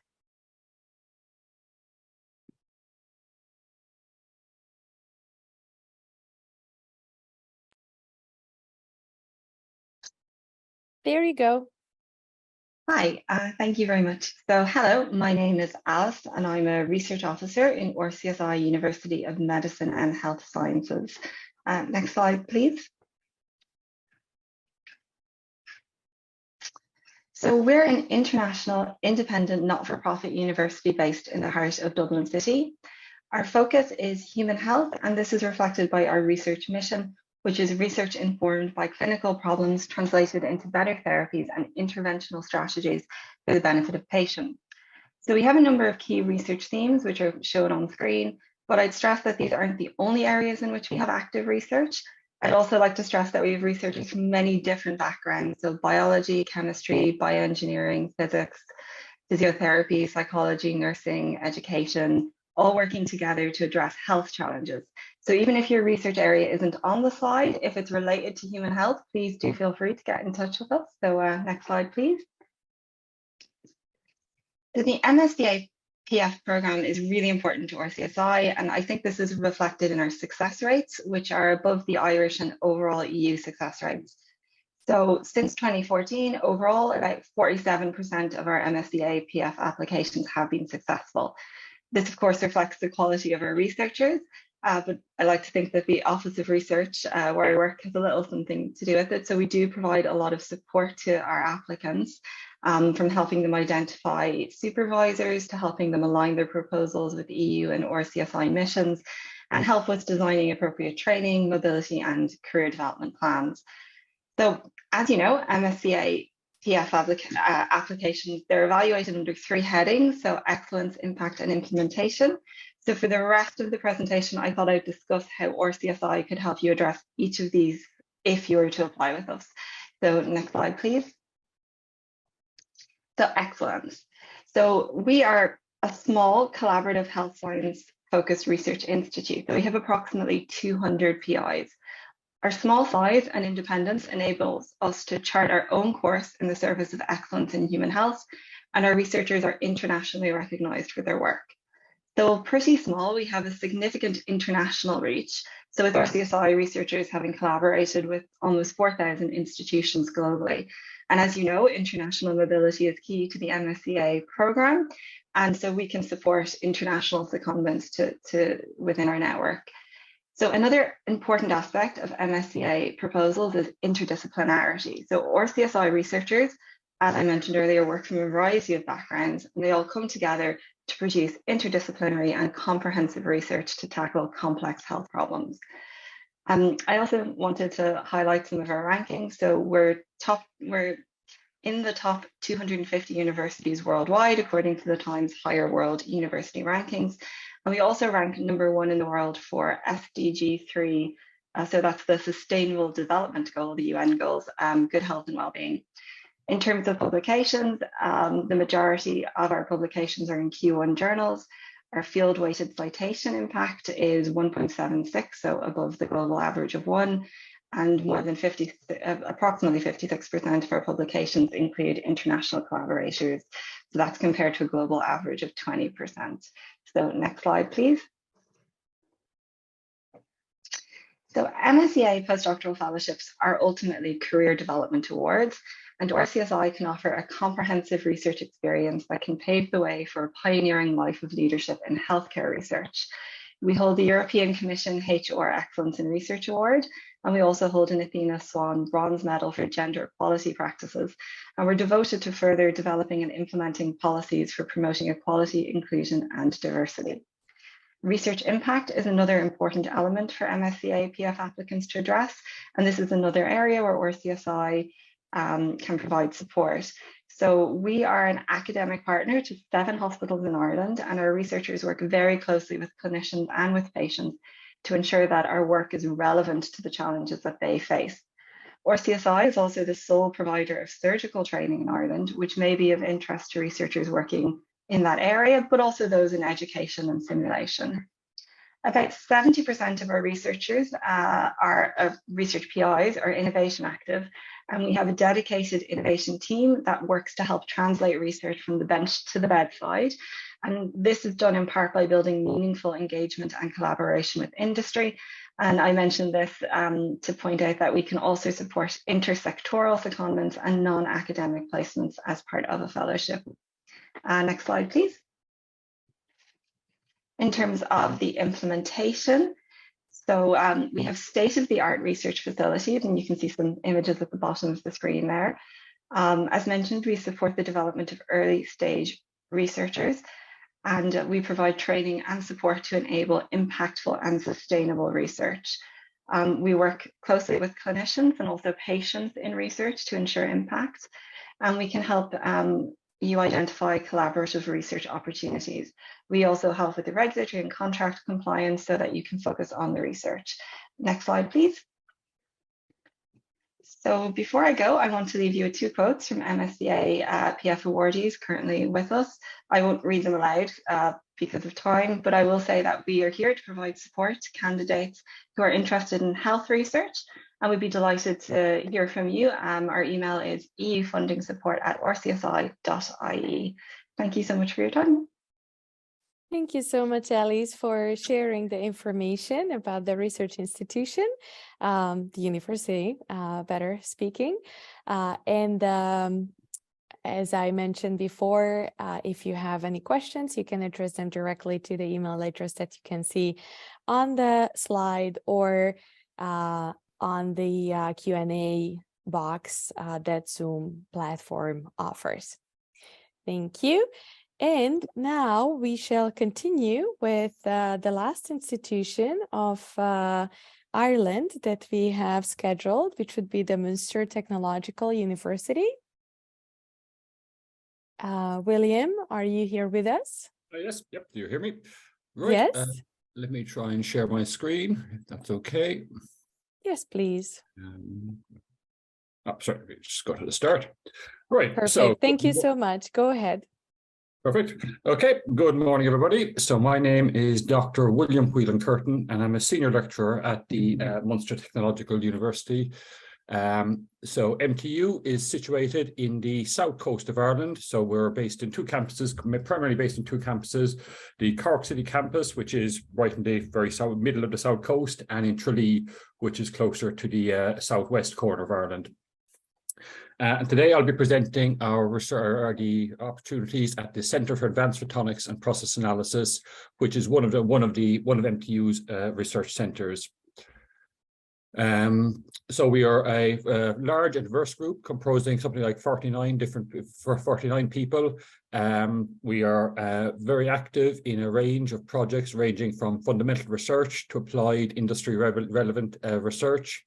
We are very widely active in both national and European projects, currently coordinating 2 large European projects, including one Marie Sklodowska-Curie training network, and very well connected in terms of academic collaborations and with industry.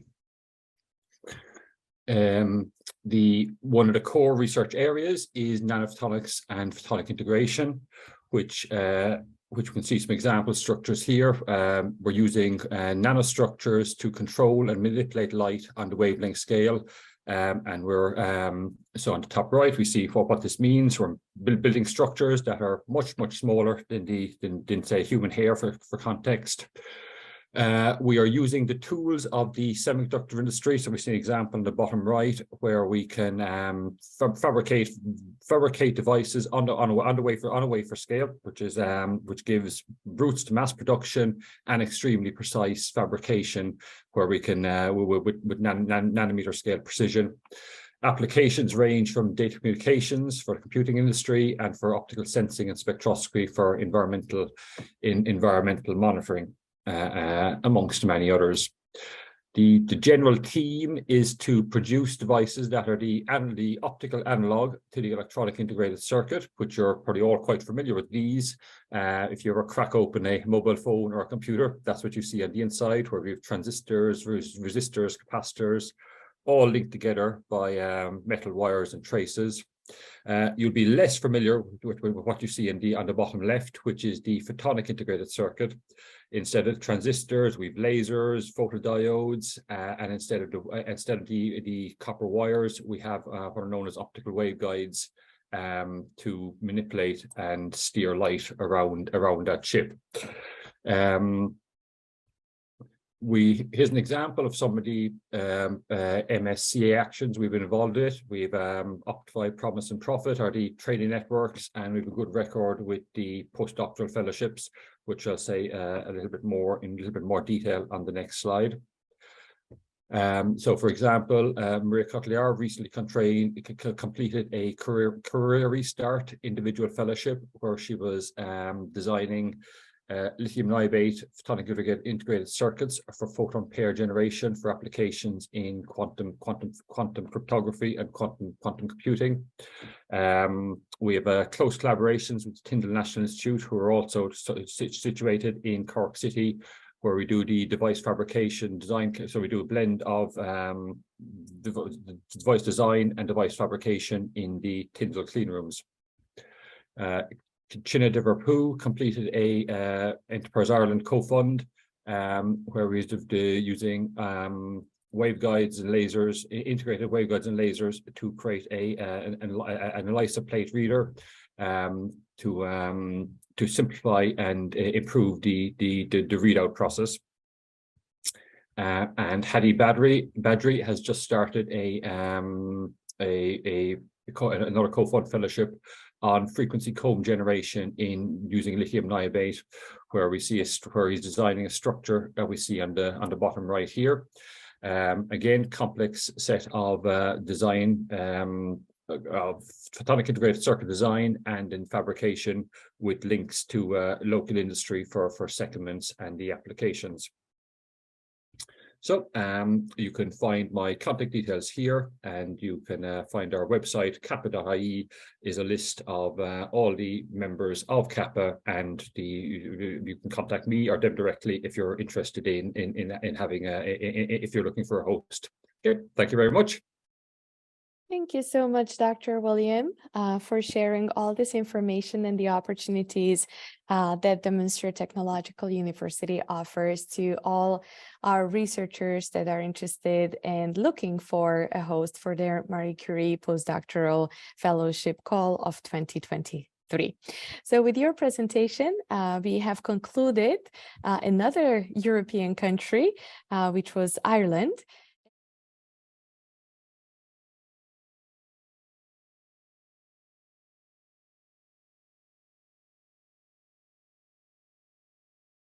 And now we are going to continue on with our next country, which will be Turkey.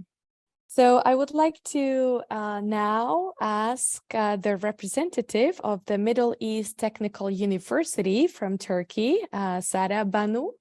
Hello. Yes, okay. Can you hear us? Yes, I can hear you. Wonderful.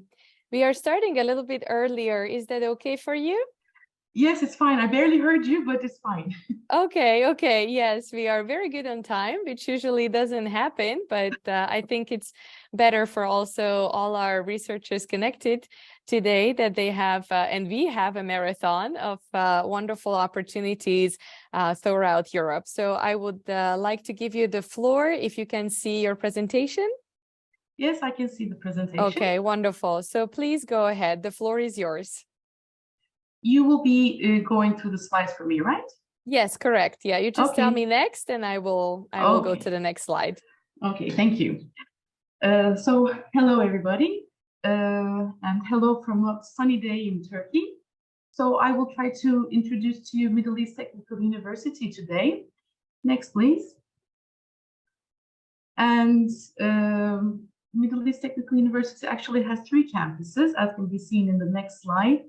The main campus is actually in Ankara, where I am based, and we also have 2 more campuses, one on each side of the Mediterranean coast. And as can be seen in the next slide, we have 5 faculties in our main campus, and in these 5 faculties, we have about 40 departments, which can give you an idea about the variety of disciplines that are being researched here at METU. And in the next slide, you can see our graduate schools, 3 of which are actually very thematic, the Institute of Informatics, the Institute of Applied Mathematics, and the Institute of Marine Sciences, which is actually based on one of the campuses that I showed you and is on the coast. So here today, we actually try to share with you on the following slides that we can skip through quickly. I won't be going over them one by one, but here are facts and figures about our university, as well as our technocamps, and some project performance data we have in the future slides that we can go through just quickly. as you are going through them, I can just talk over them quickly. So here are some facts and figures. You can take a look in your free time. We have quite a few projects ongoing actually here at METU.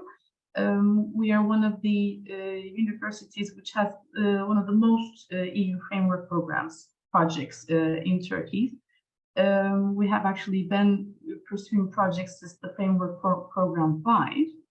You can continue with the slides slowly. I'm talking about all of them at the same time. I hope you have the time to go over these projects. We just put over here some various projects that have been funded over the years to give you an idea about the various research that is being pursued here at METU. So the research ranges from, for instance, producing a cochlear implant with a team of electrical and electronics engineering to anthropology research with a team of molecular geneticists and population biologists, to marine research, to food engineering. So you can take a look at these whenever you feel free. We can skip quite a few slides here. You can just go through them quickly, please. Thank you. And so it's actually not very possible to talk about or give you an exhaustive list of the research that is being pursued here at METU. So this is what we decided to do, and we can share these slides with you afterwards. So instead of giving you an exhaustive list of opportunities, I will be sharing with you on how you can find researchers from METU. But before that, we could stop over here. We like to say that we are a researcher-friendly university, which was recognized by the European Commission as well a few years back with the HR Excellence in Research Award we received. We value all the work we're pursuing in this HR logo aspect of things. And in the next slide, you can see that we recently received funding for a co-fund project. And within this project, we will be hosting 20 postdoctoral researchers in the coming years. The project will be starting this summer, so over the next few months, you will be hearing about our calls, and we hope that you're interested and you will apply. We hope to host 20 postdoctoral researchers in 2 cohorts, so 10 plus 10 over the coming years. And we really look forward to having these researchers on campus who will be pursuing research in the area of green and blue transition, which we think is a very cross-cutting theme. So it corresponds to any one of the faculties and disciplines I've mentioned in the previous slides. So we really look forward to your applications when you hear about the calls coming soon. As you can see in the next slide, we actually value our researchers by projects as well. And we really enjoy it when our postdoctoral researchers contribute to these societal activities that we pursue as well. And in the next slide, you will see we shared with you here our researcher database. So instead of giving an exhaustive list of opportunities we decided to give you like a step-by-step guide on how you can find researchers here at METU. So the next few slides are kind of like slides to show you how to use this database, where you can just search in the area you want to work in and find researchers that could be your supervisors. So we actually really look forward to meeting you, and we really look forward to working together with you in your proposals. We like working together throughout your preparation phase. And we have actually a strong NCP team behind us from TÜBİTAK, our national funding agency. So if you have any questions, please feel free to contact us, and looking forward to meeting you and hosting you here at METU in Turkey. Thank you so much, Sarah, for this exhaustive presentation. As we mentioned, the presentation and the video recording will be shared with you shortly, so you can definitely go back to the different countries, the different institutions.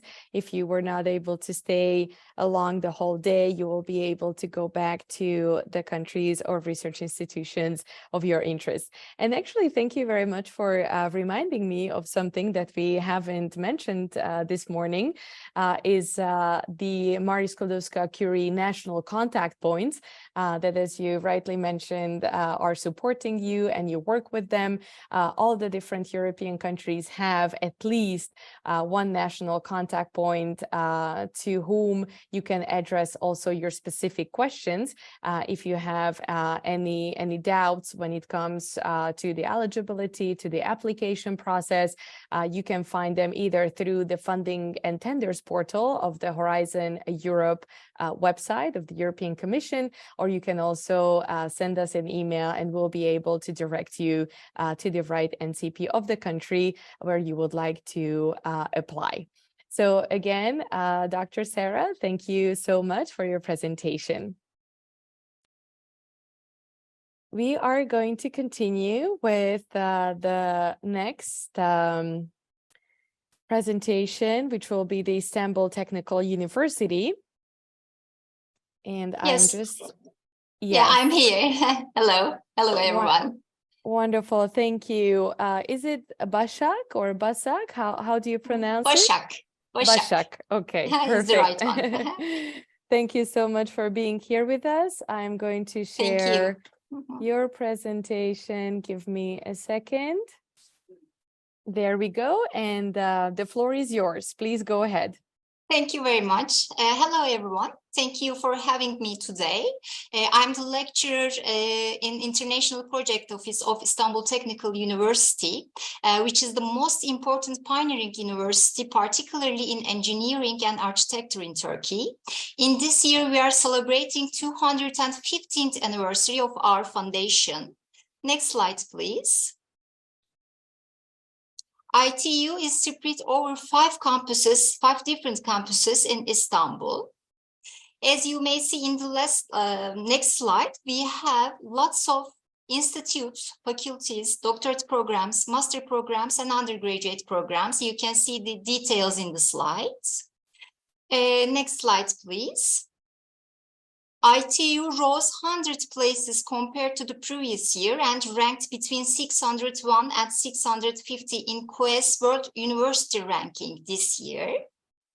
And as you may see in the next slide, ITU has always been a leader in engineering in Turkey. Here you see that ITU has risen to 108 in engineering and technology in QS rankings and first in Turkey. Next slide, please. We have lots of memorandum of understandings and Erasmus agreements and different global engagements with different countries and universities, as you may see the details in the slides. Next slide, please. ITU's most recent global engagement is the ELSA project. This project is very important for us because we became a European university with 9 technical universities from 7 countries. We are trying to define a common model of European engineer with this project. This project is supported by the Erasmus Plus program, European universities called. Next slide, please. ITU is the first and only Turkish university in the top 50 of world's most sustainable university ranking. Next slide, please. ITU is a research university in Turkey and has 549 laboratories. It has a very rich infrastructure in terms of laboratories in Turkey. Next slide, please. As you may see, we have 34 different research centers. You may see the details in our website also. We can pass the slide, please. We also have a technocamp located in ITU Ayazağ campus with 10 different technoparks. These are enabling successful research and development projects, and these projects also contribute to the national economy of Turkey. Next slide, please. As you may see in the slide, we have lots of framework programs and Erasmus Plus programs funded by the European Union. When we look at our Marie Sklodowska-Curie program, ITU took part in 10 postdoctoral research projects as the host institution between the years 2014 and 2023. We can change the slide, please. As you may see in the slide, I have prepared an expression of interest document for ITU's researchers who want to be supervisor for the Marie Sklodowska-Curie Postdoctoral Fellowship this year. 12 of our researchers expressed their willingness and filled this form in detail. Next slide, please. In this slide, you may see their names, their faculties, and their research areas. And you may see the details in the expression of interest documents. Next slide, please. I have uploaded all the expression of interest documents to the Drive link. You may find detailed information about our supervisors and about our hosting offers in this link. So please check it carefully. Next slide, please. If you have further questions, you may contact directly with our office, or you may directly contact with the supervisors. I would like to express that our office is also a EURAXESS service center in Turkey. Thank you very much. Thank you so much, Başak, for this very concise presentation. And you were just on time, so 5 minutes exactly. Thank you for presenting it within the time slot. So our listeners today, our researchers from around the world can see what the Istanbul Technical University has to offer. Thank you. And we are going to go on with our next presentation, which will be the Koç University.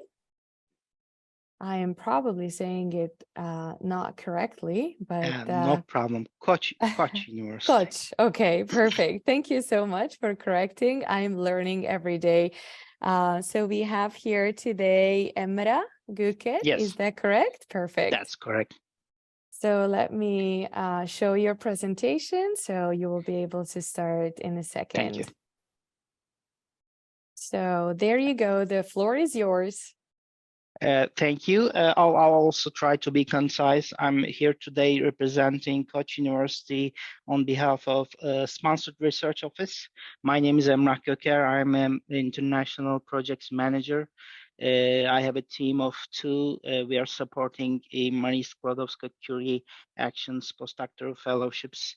Now is my 10th year supporting the international fellowships, now the postdoctoral fellowships.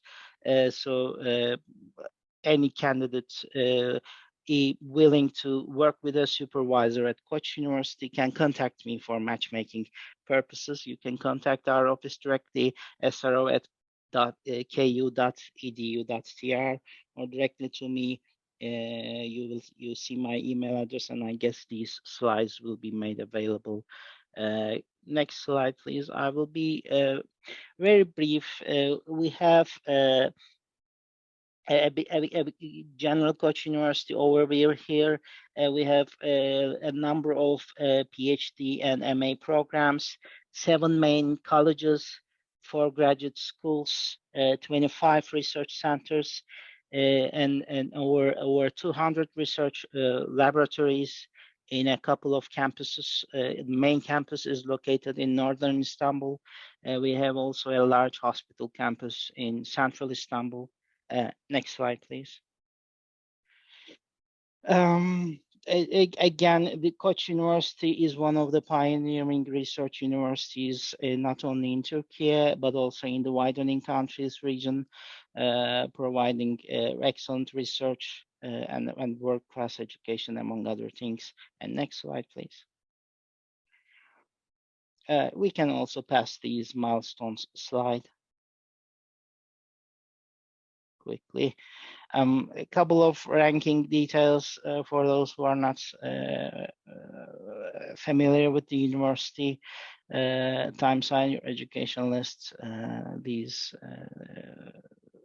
are the current rankings of Koç University as among the leading universities in Turkey, as well as in the Eastern European region. Next slide, please. We have a lot of research projects currently. Also, when you think about the Horizon Europe program and the previous Horizon 2020 program, we have a lot of participations as the university, and 27, if I have updated my data correctly, 27 of the 47 European Research Council participations in Turkey are hosted at Koç University currently. Next slide, please.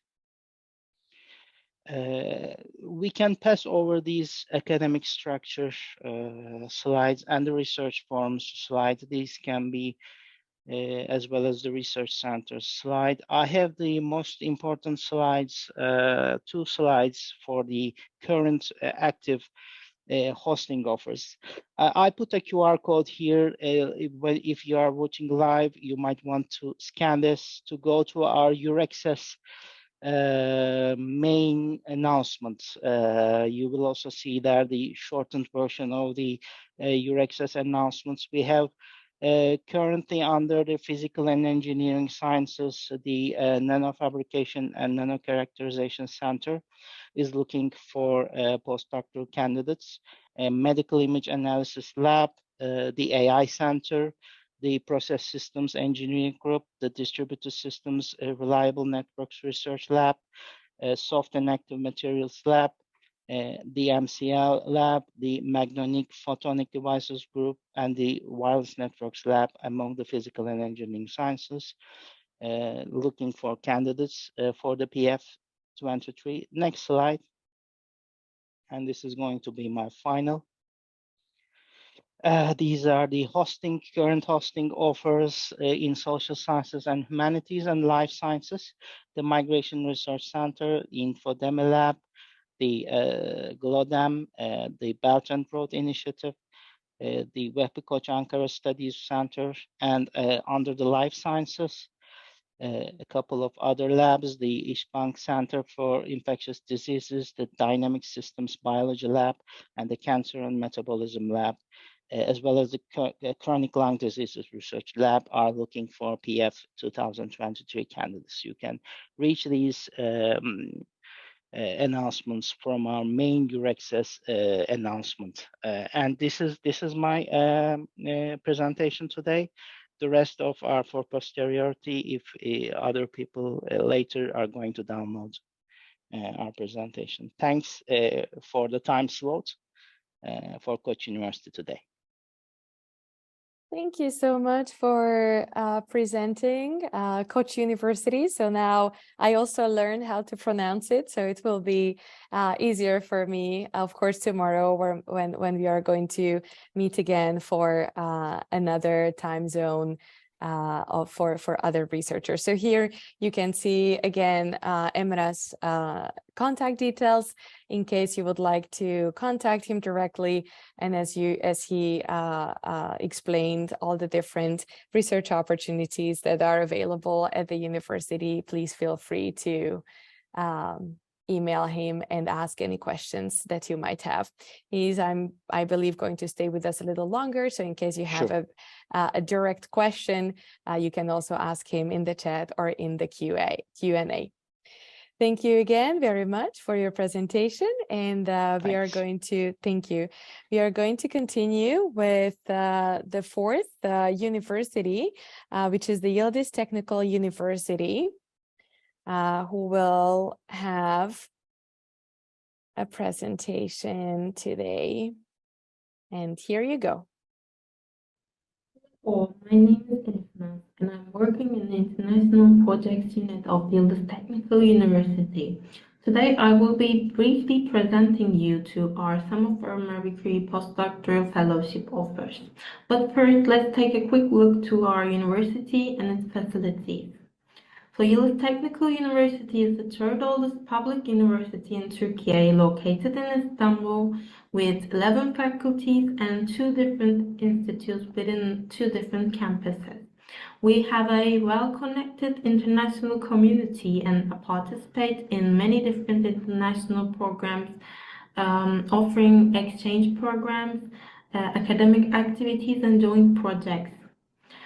So we have more than 2,000 academic staff, over 27,000 undergraduate and 7,000 postgraduate students. And also we have 2,000 international exchange students on a yearly basis. Yıldız Technical University has 300 research labs and more than 20 research groups. We offer 60 bachelor's, 150 master's, and 74 PhD programs to our students. These are our 2 campuses, both located in Istanbul. One of them is in Beşiktaş and the other one is in Davutpaşa.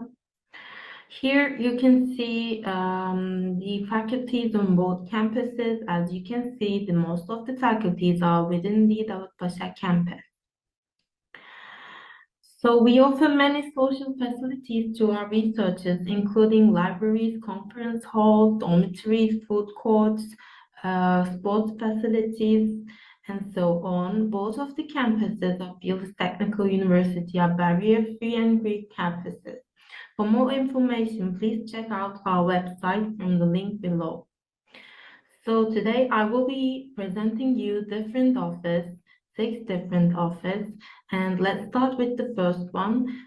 Professor Arsu's research group within our chemistry department.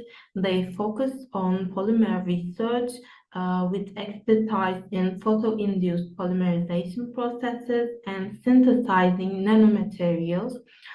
They are seeking researchers with experience in synthesizing, characterization, and preparation of organic and nanocomposites.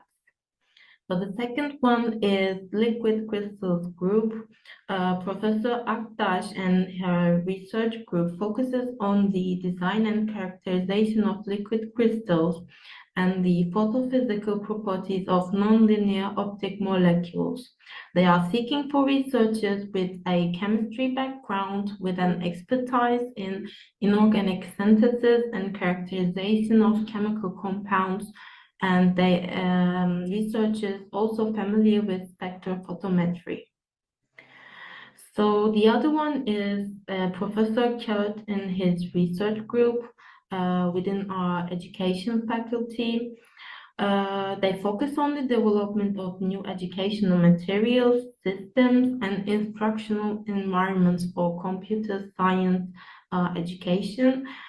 They are seeking researchers to work on developing mobile compatible knowledge building systems to improve and evaluate the ICT skills of students at the secondary school level.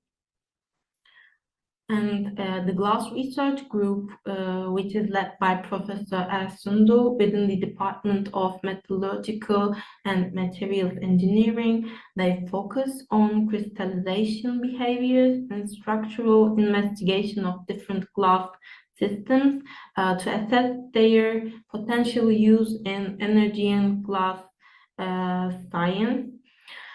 They seek researchers with material, glass, or physics background, science background with excellent publication records, also having both independent and collaborative research skills.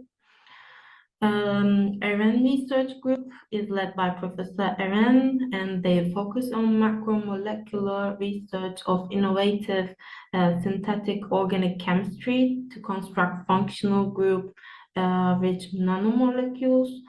The key research includes biomimetrics that possess protein-like structures and functions. They seek researchers that are eager to develop new therapeutics that can combat viral and antibacterial resistance and also focused on synthesizing polymer-based compounds. And the last part of it is from Professor Bayram and his research group from geometric engineering departments. They are seeking researchers mainly working in overhead photogrammetry, remote sensing, image processing, deep learning related studies, and are advanced in Python programming with experience in at least one of the following topics, including remote sensing and GIS, 3D point cloud processing, and photogrammetry. So you can find all our hosting offers on the EURAXESS platform, and if you're interested in any of it, please directly contact the related academic by email. If you want to learn more about the research and group in Yıldız Technical University, please check our Research Yıldız website. So I look forward to seeing you all in Yıldız Technical University. So thank you for your attention and have a nice day. Thank you so much for your presentation and presenting all the opportunities that the Yıldız Technical University in Turkey has for our researchers interested in applying for the Marie Curie Postdoctoral Fellowship. We are going to finalize our Turkey session by the last presentation, which will be by the Sabancı University. Hello, welcome. Today we are going to present you the hosting offers in MSc Actions in Sabancı University together with Gökçin. My name is Can. Sabancı University has 3 faculties: Engineering and Natural Sciences Faculty, Faculty of Social Sciences, and Sabancı Business School. We are going to start with Engineering and Natural Sciences. Our first supervisor is from Mathematics Department, Dr. Nilay Mutlubaş. She would like to work with candidates having a strong background in the area of PDAs and also with the comprehensive knowledge of functional analysis. Also, the applicant involved in a numerical analysis part of the research programs are welcomed. Our next supervisor is from Material Science, Dr. Burç Mısırlıoğlu. He would like to work with the candidates researching in the development and implementation of micromagnetic simulations and relevant technologies to unveil new novel functionalities in ferromagnets at the nanoscale. The next supervisor is from, again, Mathematics Department, Dr. Ferro Ozbudak. He is also working together with computer science in the areas of coding theory, algebraic geometry codes, self-dual codes, quantum error correcting, and also cryptography, post-quantum cryptography, and in the arithmetic of finite fields from the computational aspect, complexity, and FPGA studies. The next supervisor is from Material Science again, Dr. Bulbusan Okan. She is interested in 2D materials, composites, polymers, nanofibers, and would like to work with researchers doing research in thermoset, thermoplastic composites, thermoplastic compounding, graphene, boron nitride synthesis, and also with the extensive knowledge in surface chemistry. Our next supervisor is from Biology Department, Dr. Orgun Adebali. He is working in computational biology, comparative genomics, and he would like to work with computational aspects in the biological problems. So candidates with strong background in computational resources are welcomed. Our last supervisor from Engineering and Natural Sciences is Dr. Serhat Yeşilyurt. He would like to work with researchers having research in navigation of microswiming robots with magnetic and acoustic forces and torques. Thank you very much. We will going to continue with social sciences. Hello, I will continue take over from here. So for the social sciences, I will first mention our Excellence Center, Gender and Women's Studies Center of Excellence. We have a couple of positions available under this section. So the research interests are gender and politics, gender and democracy, representation, governance, feminist and queer politics, social movements, civil society, politics of gender equality, ethics and politics of care. So we are looking forward to receive postdocs in this field. The next one is Dr. Özge Kemahlıoğlu. She is working on local politics and regime transitions. The offer description is we would like to have a strong background in comparative politics with a particular interest in regime transition and local politics. The next one is Dr. Kristen Bial. Her research interest is in ethnographically studying transformation of urban society and space through migration and diversification processes, examining the governing effects of migration and asylum policy frameworks, gender dimension of and civil society engagement with migration. The next one is the Dr. Eren İnce. He is also the Vice Dean of the faculty. His research interest is in economics of parking and working on theoretical and empirical analysis parking markets. The candidate shouldn't the background shouldn't have to be in economics. Any related fields such as transportation science, transportation engineering, urban studies are also welcome. Who are eager to work on an interdisciplinary project would be welcome. For the Sabancı Business School, Dr. Nüfer Yasin Ateş, she is the leader of the Strategy and Organization Research Group. So strategic management, organization theory, organizational behavior, and entrepreneurship and innovation are the areas we are looking for postdocs. The next one is Ayşe Kocabıyıkoğlu. Her research interests are behavioral decision-making with applications in operation management, healthcare operations, forecasting, and sustainability. We have the two more, the Dr. Mahmut Beyazıt. He is working on the role of gender and gender composition in organizational behavior, implementation, and effects of strategic human resource practices. The other one, the Atacan Bertay, he is in the Department of Finance. His research interest is fintech, cross-border banking, systemic risks, gender inequality, and economic growth are the others. So this is more or less what we have. Regarding, if you want to apply for these open positions, we would like to receive expression of interest from your side. You can basically send an email to us, including the selected field of research, supervisor name, CV, and a brief outline of a proposal. 1 page would be enough. It will be good to receive a motivation letter. Regarding the hosting offers, we have a very strong team project office here, so we will be glad to give a full review support. Also, we have another team to support you for the post-award processes. The on-campus housing may be available if there is enough space, and you will have able to access to key databases, softwares, and labs. And of course, we have a nice campus full of sports centers and research centers that you will be able to connect. So thank you very much for participating. And apart from these presented open positions, it is possible to evaluate other requests from your side. You can send us an email. Thank you. Thank you very much for the presentation of the Sabancı University.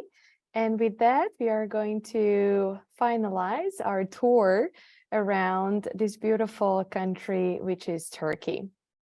Thank you, all the presenters. Thank you to all the universities, research centers of Turkey that have presented their opportunities to our researchers around the world that are interested in looking or finding a host for their Marie Curie Postdoctoral Fellowships.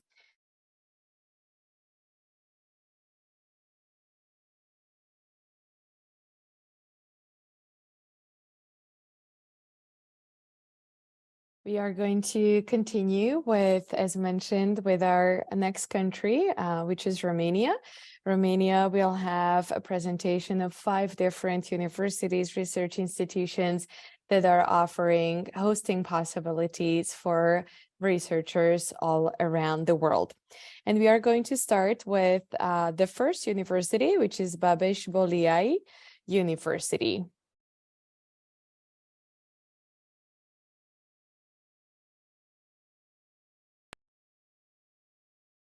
Here you go. Firstly, I would like to say hello to everyone who is here today. My name is Stefana and I work as a Research Support Officer at Babeș-Bolyai University, UBB.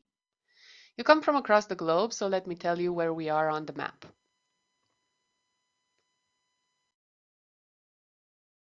UBB is located in Romania in Eastern Europe, a country which is known for its beautiful traditions, rich history, breathtaking landscapes, and good food. More precisely, our university is located in Cluj-Napoca, in the heart of Transylvania, a name which I'm sure you've heard before. Cluj-Napoca is the second largest city in Romania, and it is an important economic, cultural, and academic center, hosting well-known film and music festivals with many restaurants, bars, and cafes, with beautiful parks and 6 public universities.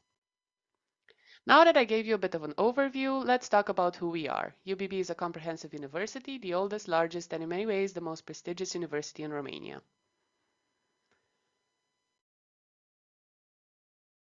We are a big university with 22 faculties, over 3,000 academic staff members, and over 46,000 students.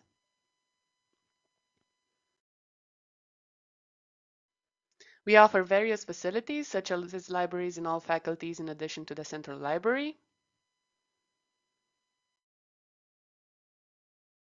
a beautiful botanical garden,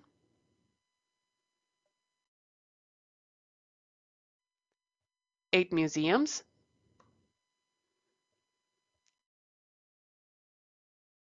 an astronomical observatory,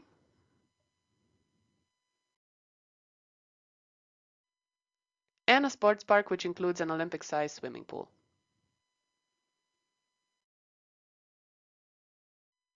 UBB is the first and only university in Romania to be a member of the international academic organization, the Guild, which brings together some of the most important European advanced research universities, as well as of Utopia University Alliance made up of prestigious European universities and whose ambitious goal is to redefine the future directions of European higher education. Since 2018, our university was granted the HR Excellence in Research Award. The award reflects our commitment to continuously improve our human resources policies in line with the European Charter for Researchers and the Code of Conduct for the Recruitment of Researchers. UBB is the first and only 5-star university confirmed in Romania by the International QS Star Audit and the only one to be included in the prestigious Shanghai ranking. Considering its position in the most important university worldwide rankings, UBB is the best higher education institution in Romania.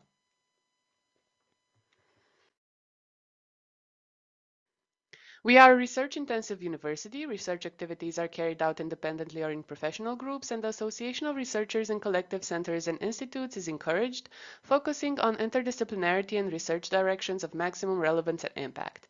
We have 24 excellence research units among a total of 84, and I will give you 2 examples. One is the International Institute for the Advanced Studies of Psychotherapy and Applied Mental Health, an international spearhead and academic spin-off included in the Merrill platform. The Institute has 2 world-class research platforms, the Robotherapy and Virtual Reality Therapy platform, known as the Psytech Matrix, and the Platform for Advanced Imaging MRI, EEG, and Clinical Cognitive Sciences, known as the SkyRaw. Another example is the Interdisciplinary Research Institute on Bionanosciences, where the Environmental Radioactivity and Nuclear Dating Center has hosted an ERC starting grant and is now hosting an ERC consolidator grant from the same researcher, Professor Elida Gabor, who created an international high-performing team around her.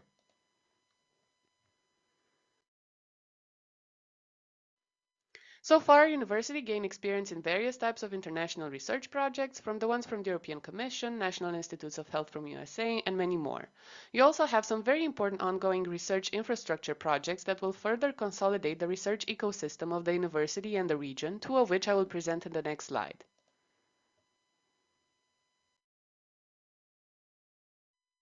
The Smart Info BioNano for Health and Innovation is a project in partnership with the City Hall, planned with a budget of 45 million euros. UBB will develop an academic magnet structure, the UBB STEM Plus Platform Info BioNano for Health, in the logic of smart specialization with the possibility of network expansion at the European level.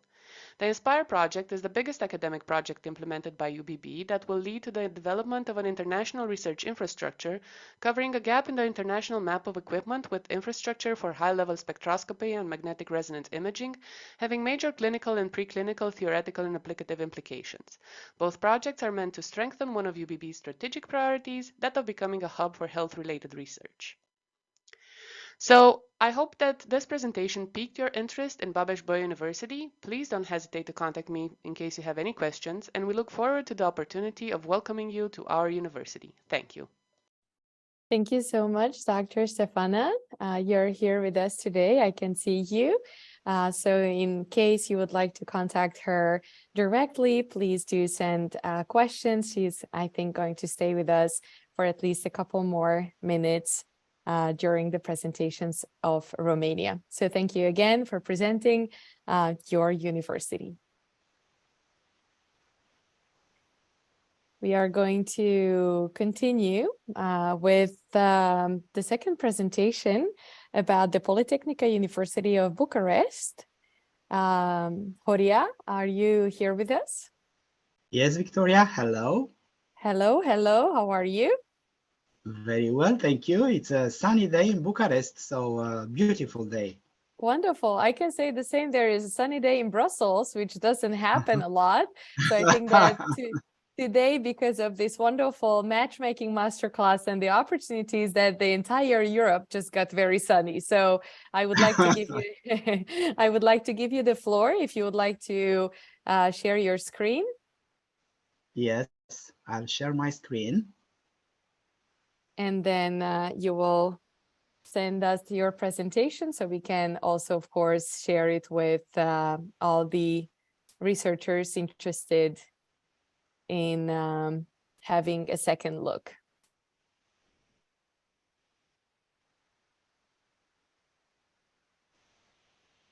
Can you see my screen? Yes. Okay, thank you very much. I'll try to be as quick as it is possible because we are a university of accelerating the revolutions in industry. We are the biggest and the largest, oldest technical university in Romania. Something about Romania, because it's very important to know for our participants from abroad.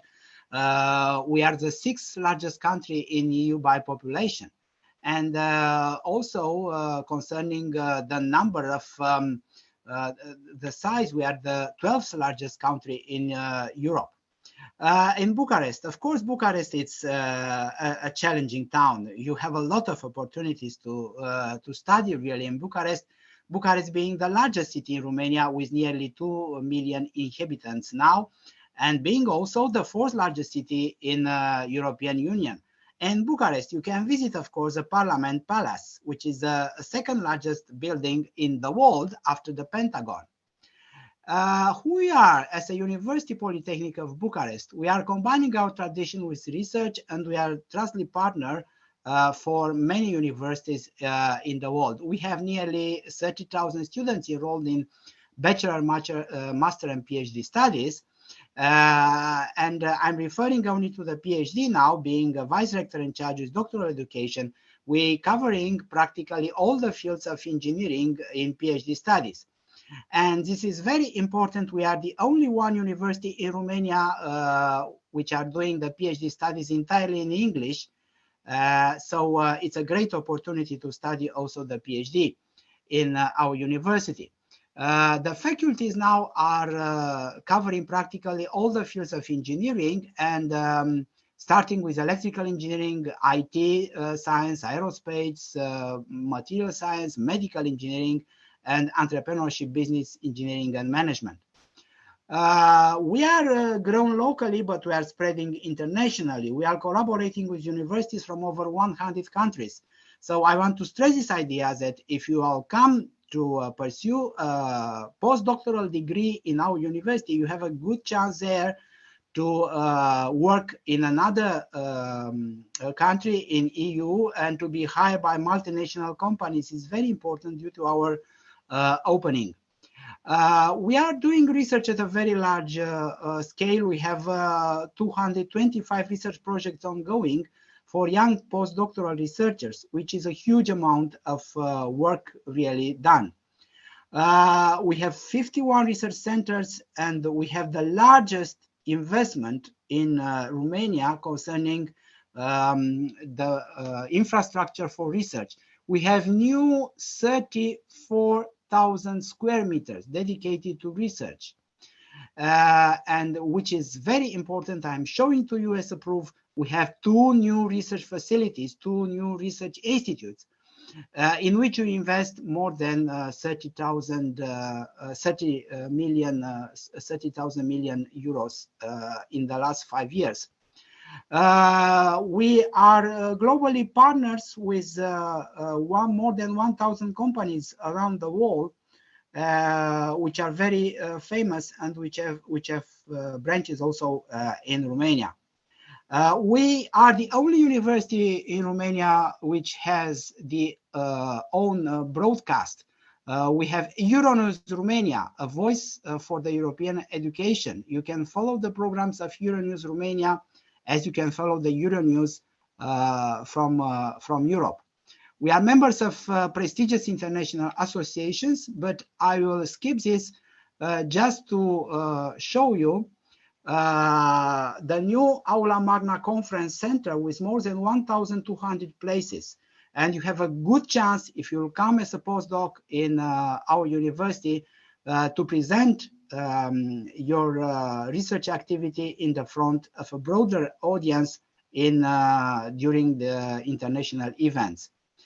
I want to show you the new conference center and also some of the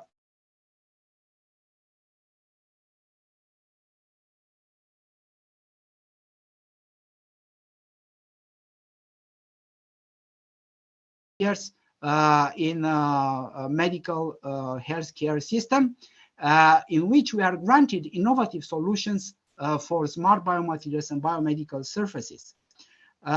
You will see in our labs state-of-the-art equipment, and now you can see on my screen the bioprinting, which is unique in the world. One which is less powerful was installed in Chicago, United States, but is unique in this part of Europe. With this bioprinting, we are able to produce artificial organs by 3D bioprinting. So this bioprinter will print with also with human cells. So you are more than welcome to come with us and study this process of bioprinting for producing artificial organs.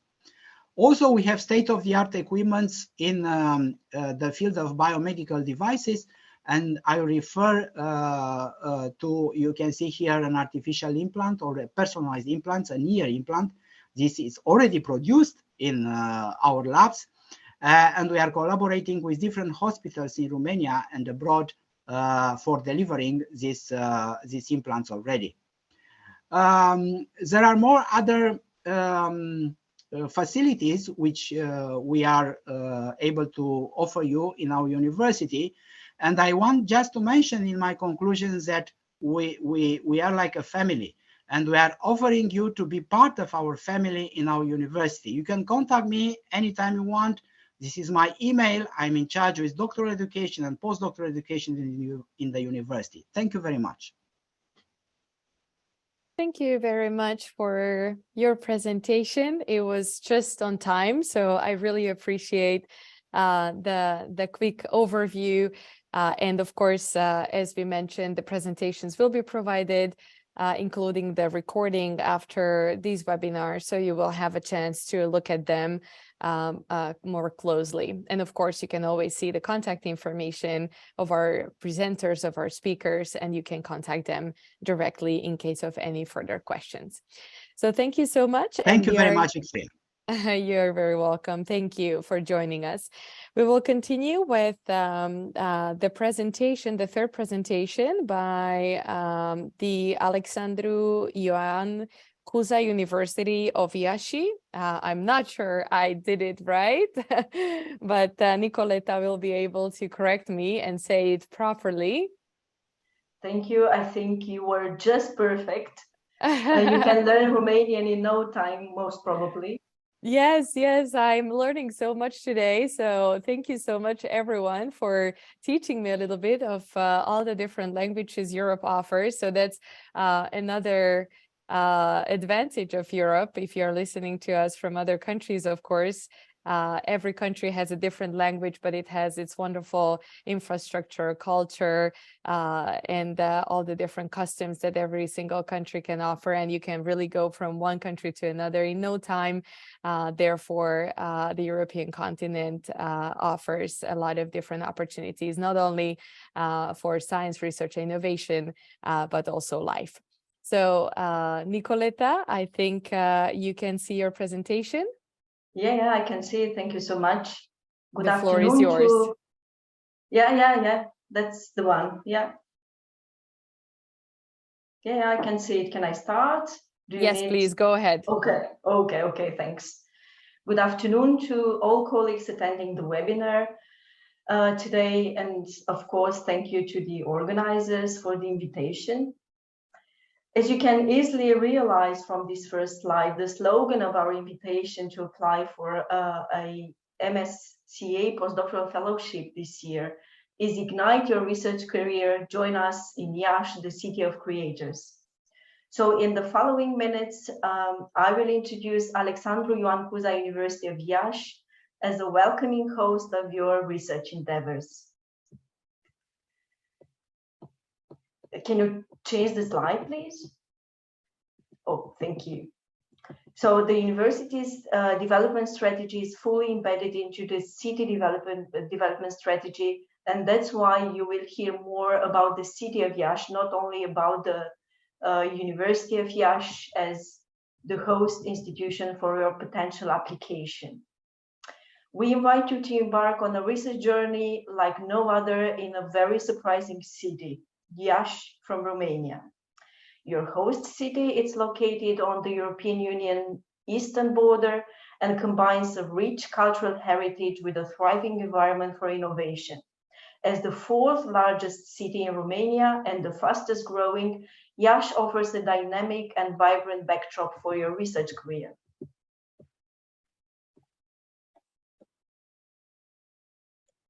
Next slide, please. I have to tell you all the time. Alexandru Ioan Cuza University of Iași is the first modern higher education institution in the country. Since its establishment in 1860, the university has upheld a tradition of excellence and innovation in both education and research. Renowned both nationally and internationally, the university holds the HR Excellence in Research certification, a sign of its commitment to fostering a stimulating research environment. Thank you. At Alexandru Ioan Cuza University of Iași, you will be a part of a living research community engaged in over 100 national and international research projects each year. With collaboration agreements with more than 600 universities worldwide, the university provides a platform for interdisciplinary and multicultural knowledge sharing.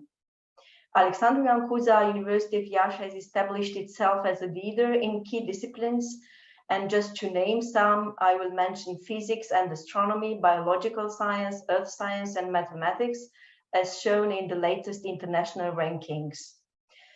At our university, researchers have access to excellent research infrastructure as well to most online libraries. The newest research centers focus on environmental sciences, advanced materials and technologies, and also interdisciplinary research in archaeology. Of course, we are open and we will welcome proposals for MSCA Postdoctoral Fellowships in lots of academic fields, corresponding to main evaluation panels of the MSCA program: chemistry, social sciences and humanities, economic sciences, information science and engineering, environment and geoscience, life science, mathematics, and physics. For this year, however, we would like to emphasize a very specific MSCA offer in the field of environmental problems and issues, hosted by the Institute of Interdisciplinary Research within our university.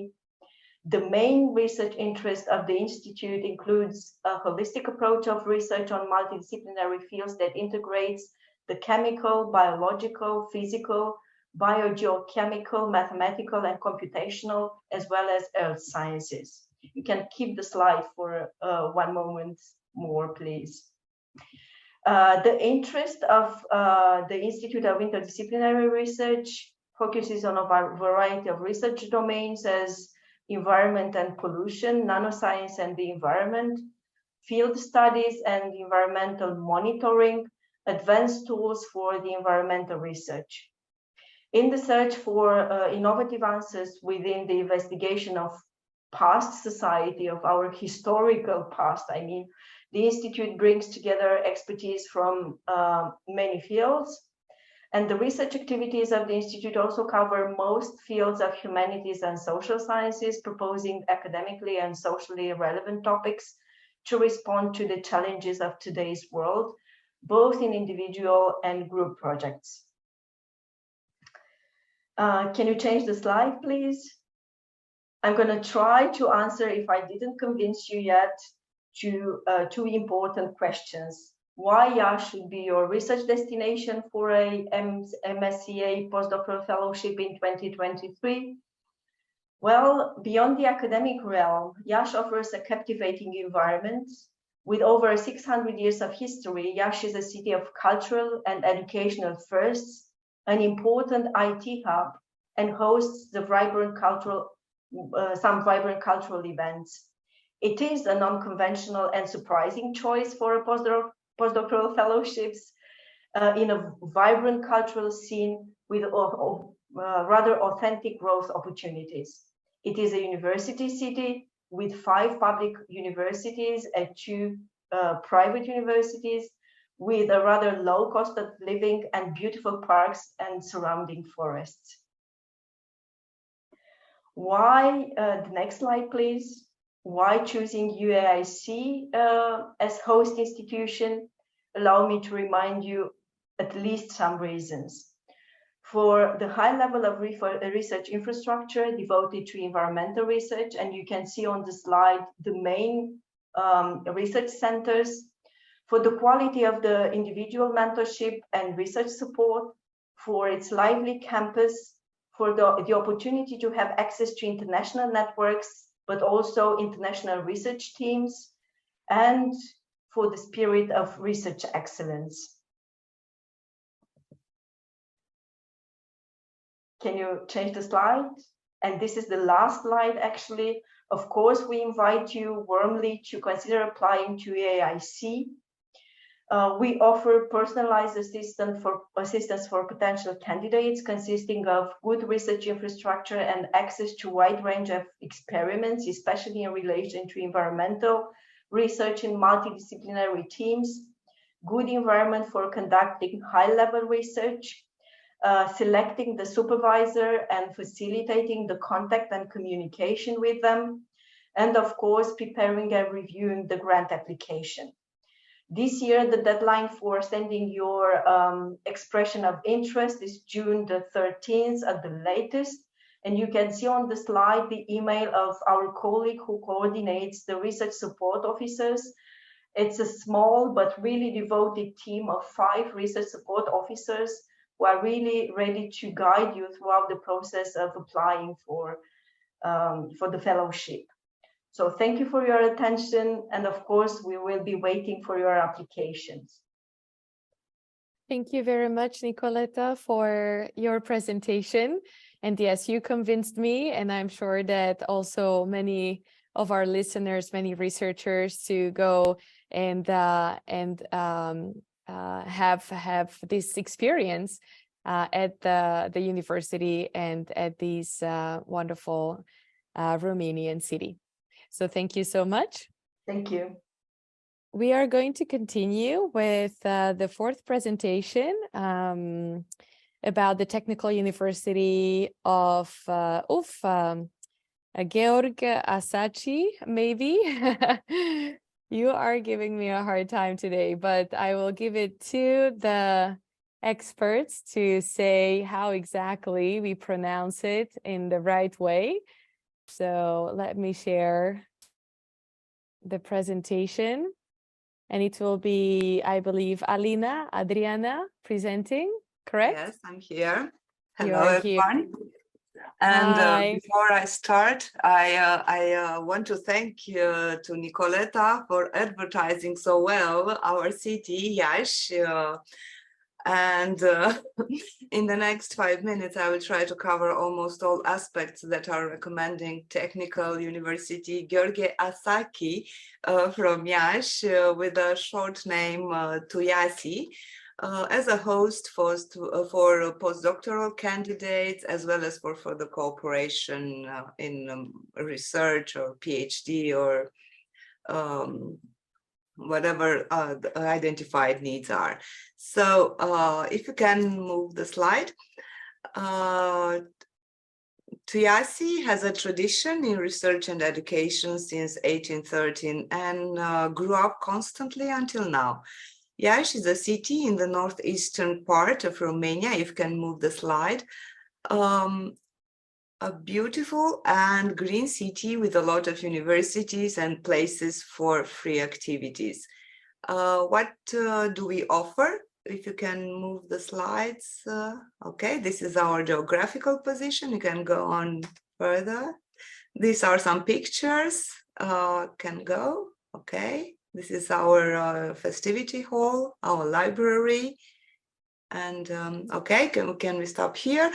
We offer a dedicated student and academic campus with accommodation at low prices, sport facilities, as well as everything that is needed nowadays for a good living, including we have a big mall in our campus. If you can go on the next slide.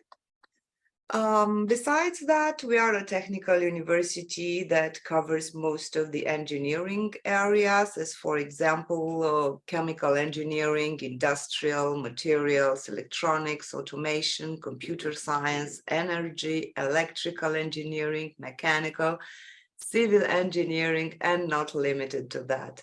Can move the slide. These are, we are organized in 11 faculties. Can move also. And these are our assets, tradition, and target innovation. Can go also. So what are our goals? TUIASI encourages development of young researchers' competences, which empowers their self-expression and successful career. It supports, develops, and recognizes the research, development, and innovation activities as its flagship. We have 24 research centers and a technological transfer center with the main goal to create smart and innovative solutions for tomorrow. You can go on with the slide. These are some parts of our research and development and innovation strategy. Can also. These are our priorities: the international visibility, innovation and cooperation with business and research entrepreneurship. Can go. In this slide are the 24 research centers outlined, but I think that you will have the presentation. Okay, can go for the next slide. These are several of our research areas. Can go. Okay, we can stop a little bit here. So in direct connection with the postdoctoral research, we cover 14 study areas in engineering, and we have long years experience in both doctoral and postdoctoral research. We have well-established researchers, most of them being habilitated as supervisors for doctoral studies. The entire list is available online together with the expertise area for each of them. You can go on the next slide where I have some, a number of our researchers are listed in the top 2% as is delivered by Scopus every year. And I can highlight here areas like chemical engineering, materials engineering, fluids, energy efficiency, electronics, and environmental engineering. We also established several research priorities. We have the link here in the slide So I can outline few of them, like human-robot interaction, techniques for automatic learning and optimization, sustainable materials, renewable energy, energy efficiency in buildings, digital transformation in textile industry, tissues research, biomedical applications, electroenergetical systems, 5G architectures, hybrid fermentation, polymers, biomass, environmental research, new heat transfer fluids, energy efficiency in solar energy application, shape memory alloys. Not at last, we can offer high-end cooperation in research also due to Ingenium European University, which opens a large cooperation in research in Europe and beyond. Can go on the last slide. Okay. Okay, that one. So if you want, you can send a preliminary application to my email address for preliminary review, including a CV and a list of up to 10 relevant publications. And in this manner, I can offer assistance in identifying the proper supervisor. Thank you. Thank you so much, Professor Alina, for your presentation. And I think now after these two wonderful presentations, our researchers have even more reasons to go and visit the beautiful city of Iași. Thank you so much. Thank you. And we will conclude our beautiful country of Romania with our last presentation, which will be about the University of Bucharest. Hello to everybody. My name is Virgil Baran. Do you hear me? Yes, we can hear you, and I'm going to share your presentation. Okay, so thank you very much. I will begin by saying that our university is one of the largest in Romania, actually after Babeș-Bolyai, and is in the class of comprehensive universities. So it has a large spectrum of research area. And as you can see from the next slide, where I'm presenting all the doctoral school at University of Bucharest, you can see that they cover all important area from exact science, physics, mathematics, until humanities and social sciences, passing through, of course, life sciences.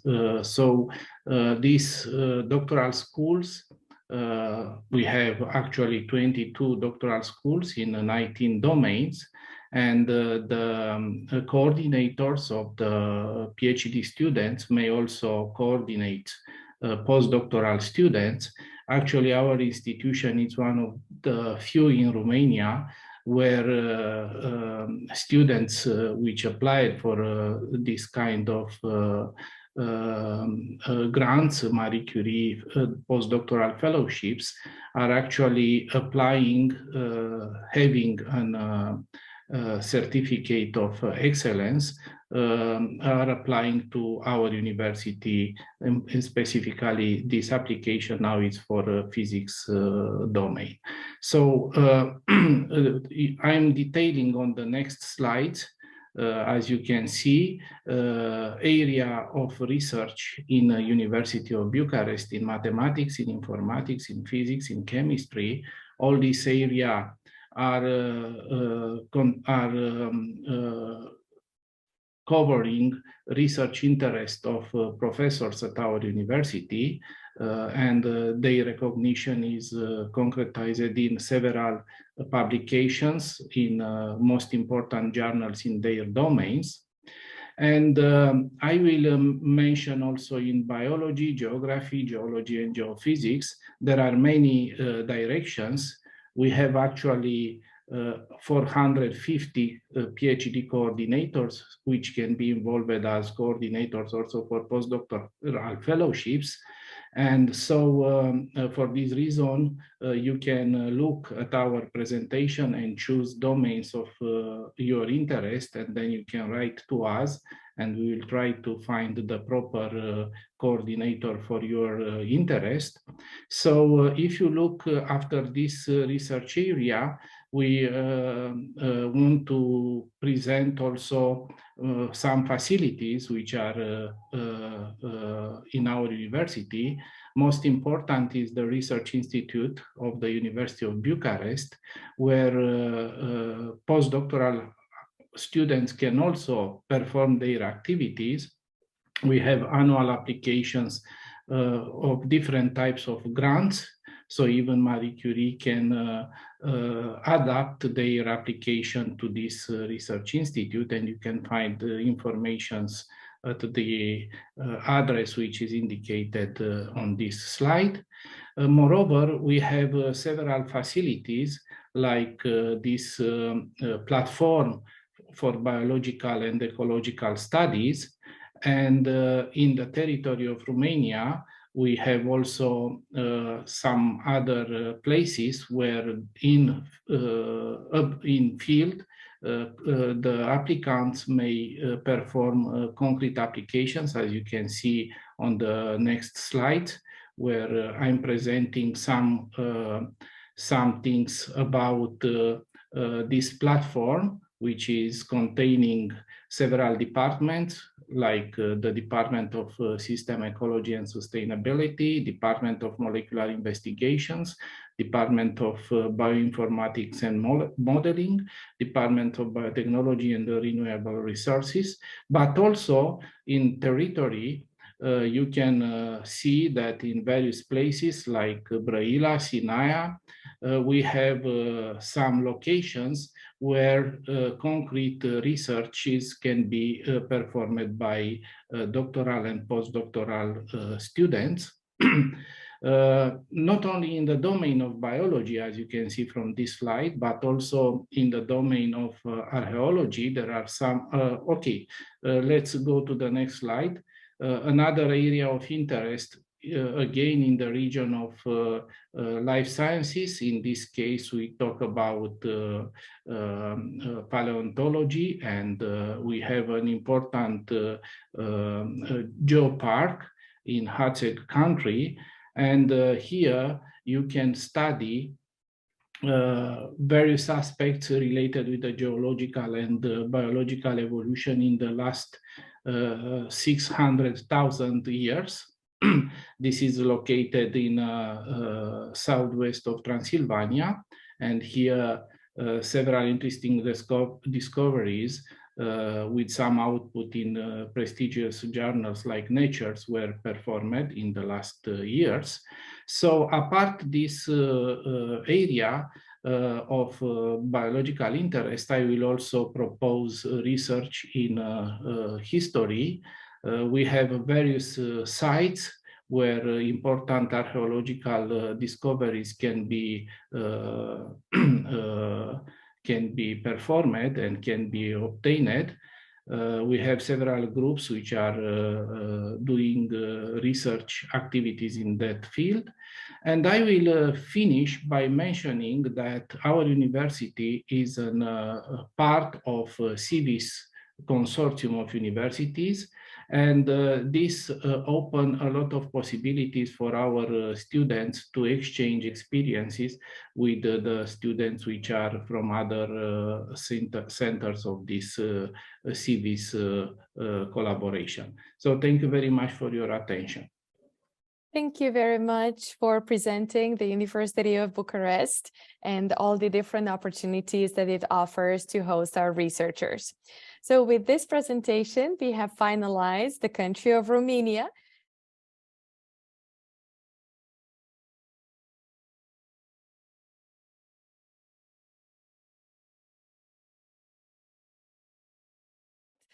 From our presenters presenting the country of Estonia.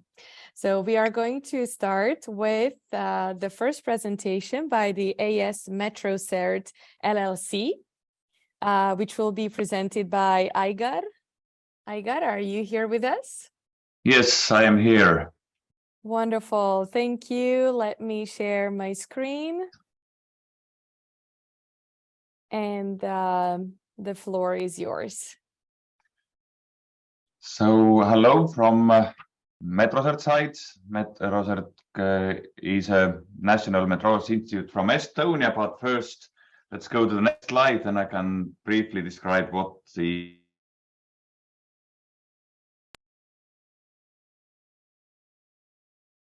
and we are close to Finland, next to Latvia, and we are situated in northeast of Europe. And we are quite a small country, but like it was mentioned, we are a digital nation, quite innovative, and we like to do things very effectively, and we like to find new ways how to do things. But yeah, let's go to the next slide. MetroCert is a R&D organization, and our focus is to serve industry and society. So those needs that industry has and society has.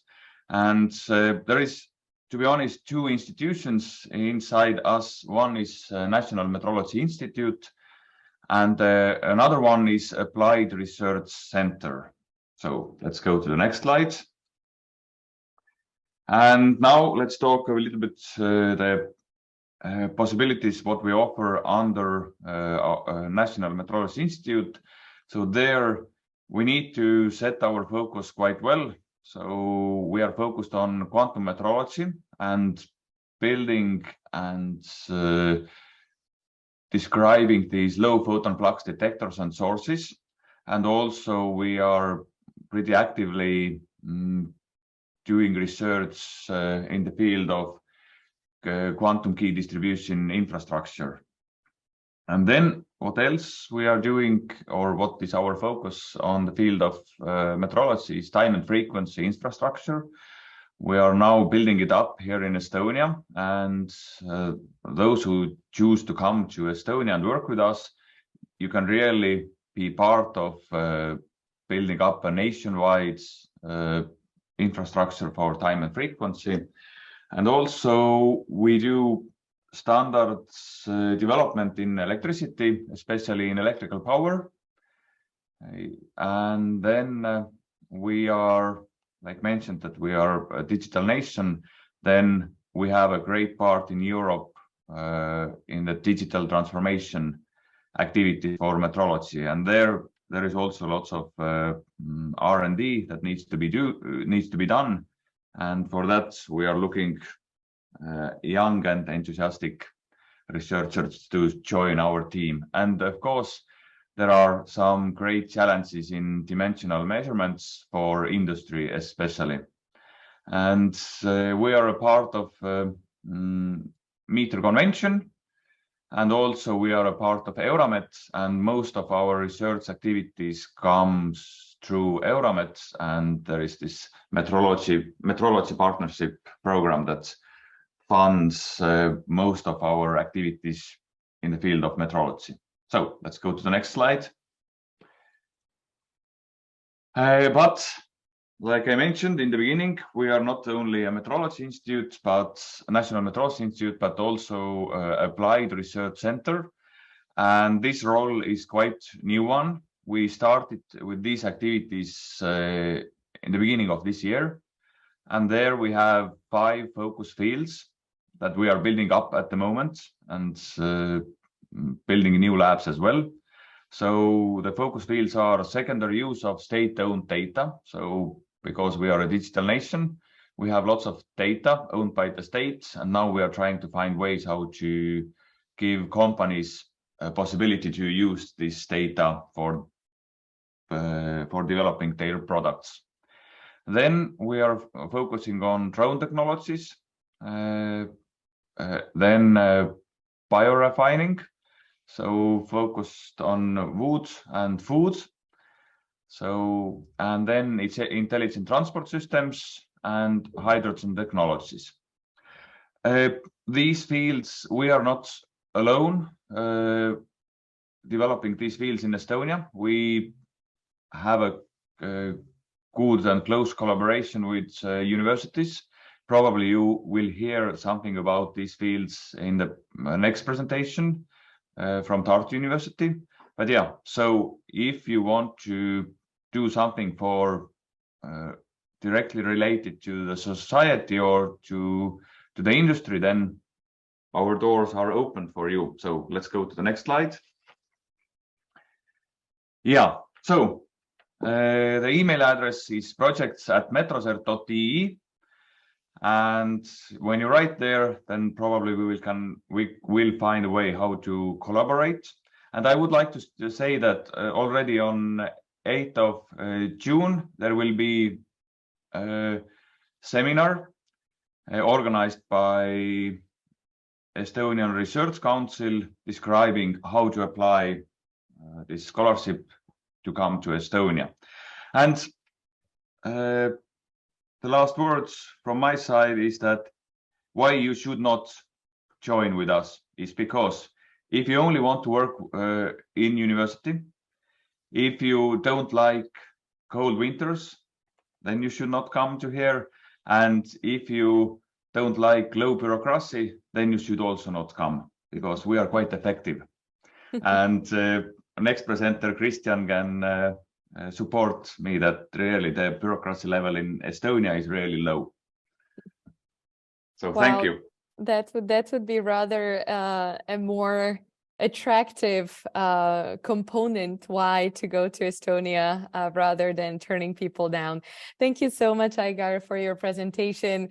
I have to say that I've been to Estonia myself, and I was there in January. So yes, you're right. The winters can be quite tough, but you know, with a good jacket or a couple of them, you can be completely fine. And what I really loved about that, of course, was the efficiency and the innovation. And you know, you can pay by credit card everywhere you go. So although, as you say, it's a small country, but not less important. So thank you very much again for your presentation.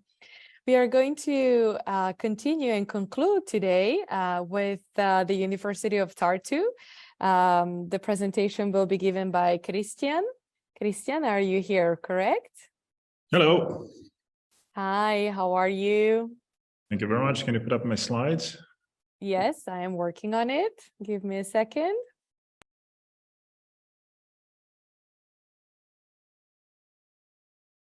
There you go. Excellent. Thank you so much. And a warm welcome to all of you from the otherwise rather cold north. The summers, though, are you know, warm in this neck of the woods. So no need to be afraid. My name is Christian Vassil. I'm the Vice Rector for Research of the University of Tartu.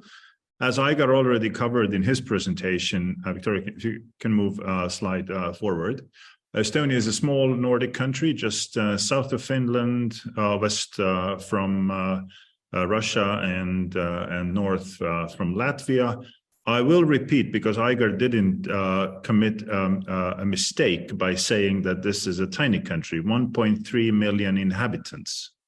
1.3 million inhabitants. So this is a small country, but I'm sure you have heard of Estonia as the most digitally advanced country, particularly in terms of its governance ecosystem. So we are punching above our weight considerably across all fields of activities, including research. Can we move to the next slide, please? About a few words about the University of Tartu. It is a classical, comprehensive university. It's an old university founded in 1632. With all classical faculties and modern infrastructure present within its structure, including, by the way, the university teaching hospital. So for the clinical medicine, particularly, this is an interesting environment.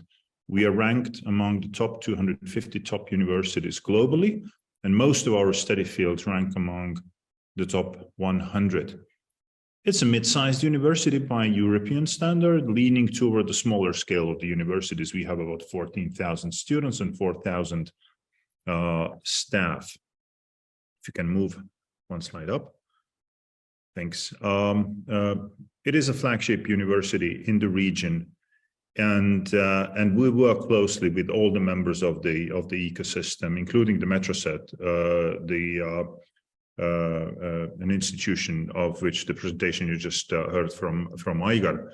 So it's kind of a hub within the country and the region. It is a research-driven university. It's part of the Guild and Leru networks, and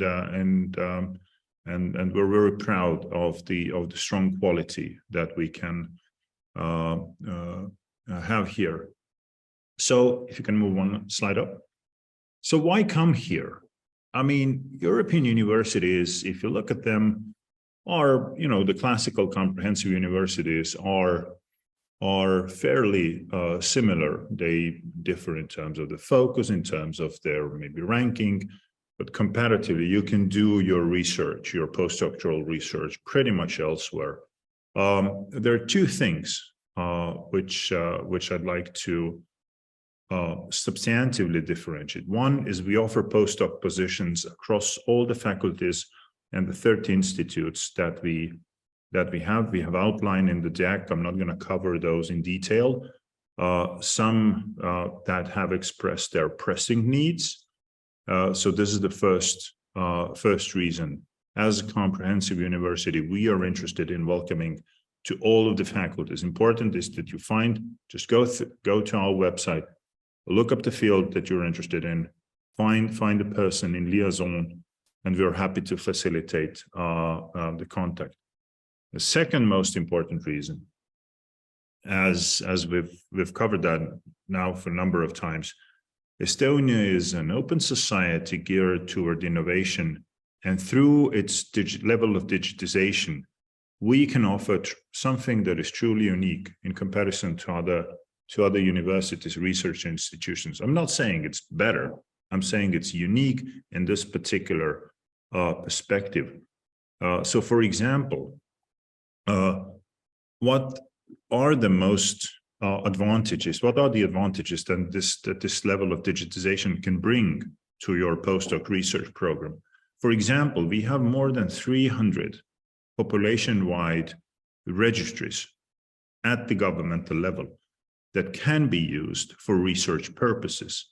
It's legally possible and stated in law. So you can study empirically virtually all aspects of human life in the society better than anywhere in the world. And it doesn't apply only to social sciences and humanities, quite the reverse.